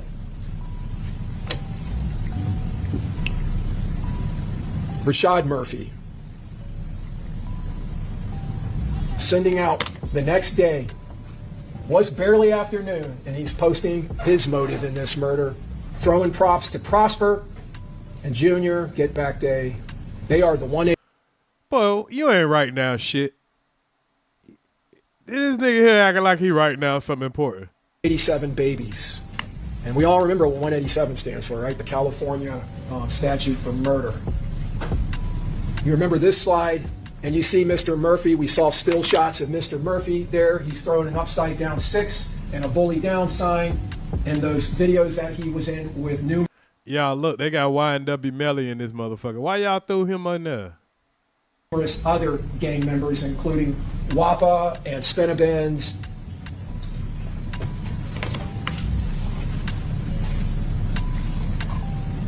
And then Mr. Chance up on the top left, an ATK member. Mr. Gathright's photo is in there only to show that he is associated to that gang and has allegiance to them. Again, you cannot consider it as an aggravating factor with him. Mr. Chance posts his motive right after the murder. Earlier than Rashad Murphy, we see Tilly, his good friend that was murdered just hours before the attempted murder on Charles Jones in October of 23, the murder that Mr. Chance's best friend and buddy, Sean Gathright, is connected to, and the evidence. And we see Mr. Chance sitting there in that back seat with a ghost over his mouth. So we see a lot of evidence, so let's slide up a little bit where they're talking about this man here's mental state. Because, obviously there was something wrong with this guy because he was laughing during trial. Everybody that Foolio was dissing, but Davion just takes shit to a whole nother level. Because as his co-defendants were found guilty, this man can just be seen laughing, going through pages of whatever this is. And, as we all know, Sean cried when he was found guilty. This one, Rashad looked shocked. Isaiah didn't really react at all. And you could just tell Davion is not all the way there, or he's just that committed to the gang. He's happy to throw away his life. Look at the car. I don't know that. But Davion is coming off as a cold killer, responsible for deciding whether or not Davion should be put to death based on his IQ and things that happened to him growing up. I don't really see how that has anything to do with listening. It was face-to-face, correct. Face-to-face. Now, listen to what they have to say about this guy in his defense, or why they shouldn't execute him. At the jail? At the Hillsborough jail. And approximately how many times did you meet with him face-to-face? 7 times. And when you met with him those 7 times, was he cooperative? He was always cooperative. Did he do what you asked of him to do? He performed every task, never had any problems in terms of saying that he was tired or he didn't want to do it, or he said no. He was very cooperative. All right, so very cooperative, understood everything you were saying. To be up, just okay, yeah, he seems to need to. Excuse me, sir. Hold up, y'all. Let me get past the commentation of it. The commentary, I'm sorry. My first million last year, actually. What line of work are you in? But even under those circumstances, he was cooperative, willing to talk. Never gave us a problem in terms of saying I'm too tired, I don't want to. He's quitting. Bloomfield did some psychological testing. He was given the WISC for children, the Wexler Adult Intelligence Scale for children, and he obtained a full-scale IQ score of 81, 10th percentile, the low average range of intellectual functioning. What? So, just in case y'all just missed it, they gave this man an IQ test, and they gave him one of the children's IQ tests. They didn't even give him an adult IQ test. And this man registered a 81 IQ, which is 10% of the population's IQ, the lowest of the population. So this man is one of the top 10 dumbest motherfuckers walking this planet,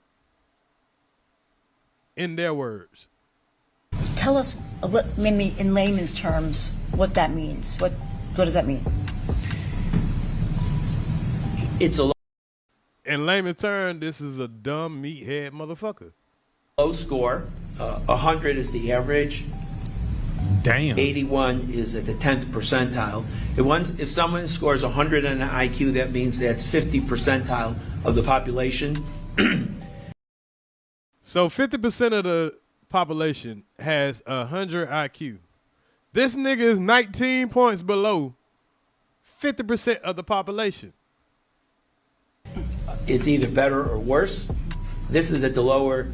In other words, 90% of the population is better, 10% is lower. Because of his low score. Hey. But imagine being in court and having these folks talk around you, telling the jury how fucking dumb you is. And you can't even say nothing about this shit. His low score across all academic areas, he then was entitled to be placed in a variety of different programs. Tell us about some of those programs. So he was eligible to be placed in exceptional student education, that's called ESE. He was diagnosed with attention deficit disorder combined. They're talking about putting him in the slow classes. This is like, yeah, this boy actually wrote the slow. He actually wrote the slow bus. It ain't funny, but I mean, in real life though, this nigga wrote the slow bus.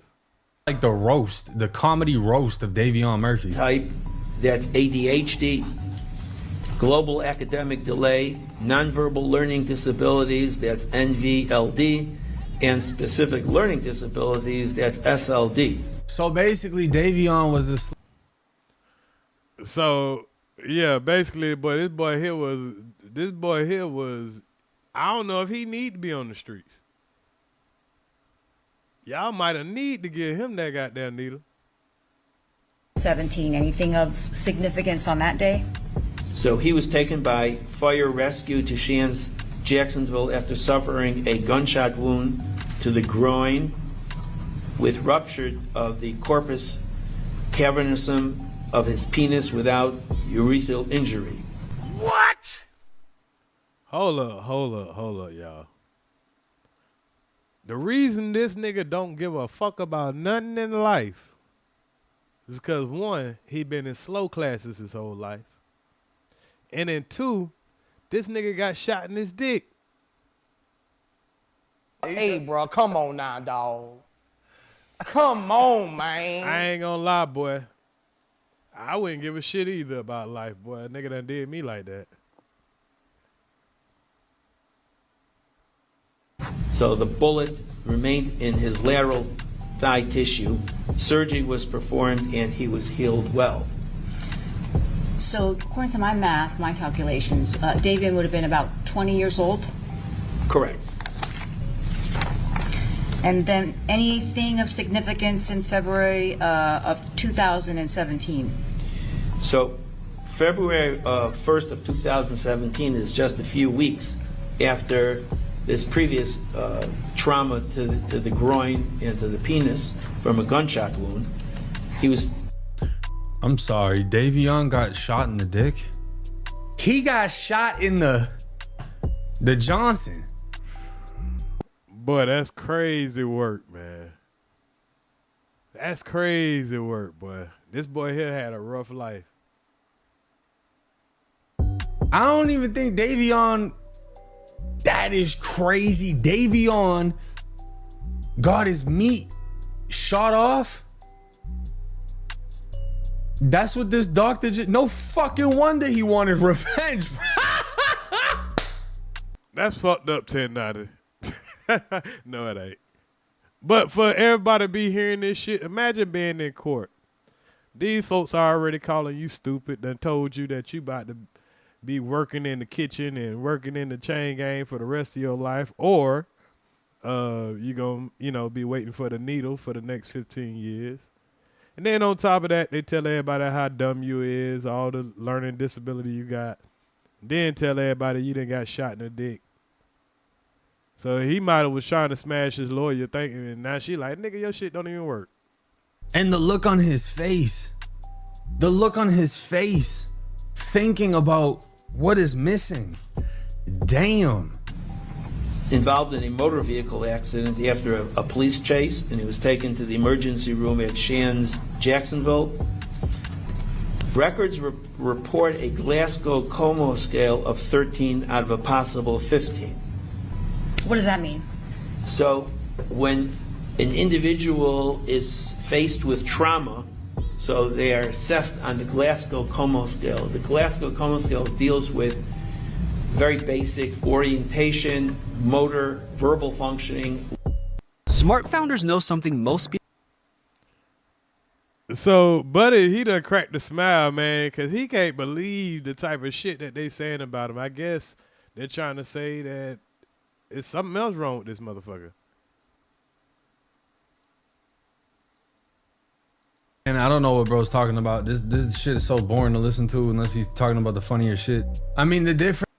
But from what I had seen, and we ain't gonna watch more of that video, but from what I had seen, what he's actually talking about, and we're not gonna go through it, but they were speaking on he was missing some brain matter, saying that pretty much this guy is a burnout. So you not only had, so you had a burnout, a guy that probably will do anything for the gang, which the gang always needs somebody like that, you know. They always need somebody that'll just do anything you go tell them to do.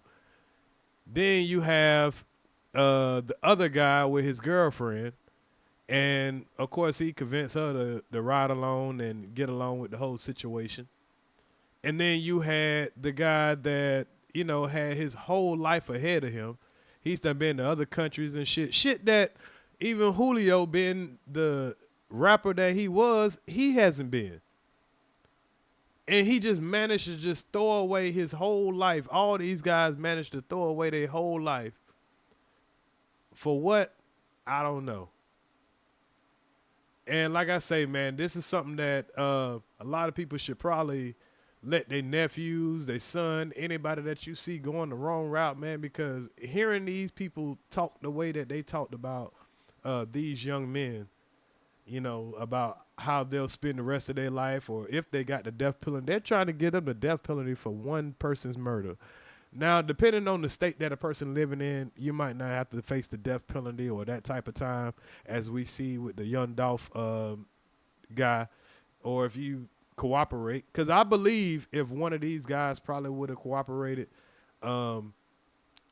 somebody probably would have got their life spared. They probably would have seen daylight again. But it's possible that they didn't even want one of them to cooperate. They probably just wanted them. They already had enough evidence where they could just give all of them all the time that they wanted to. They didn't need their cooperation because of all the overwhelming evidence. But yeah, man, this has been a crazy show. I'm gonna go ahead and wrap this thing up, man. I appreciate everybody for rocking out with me.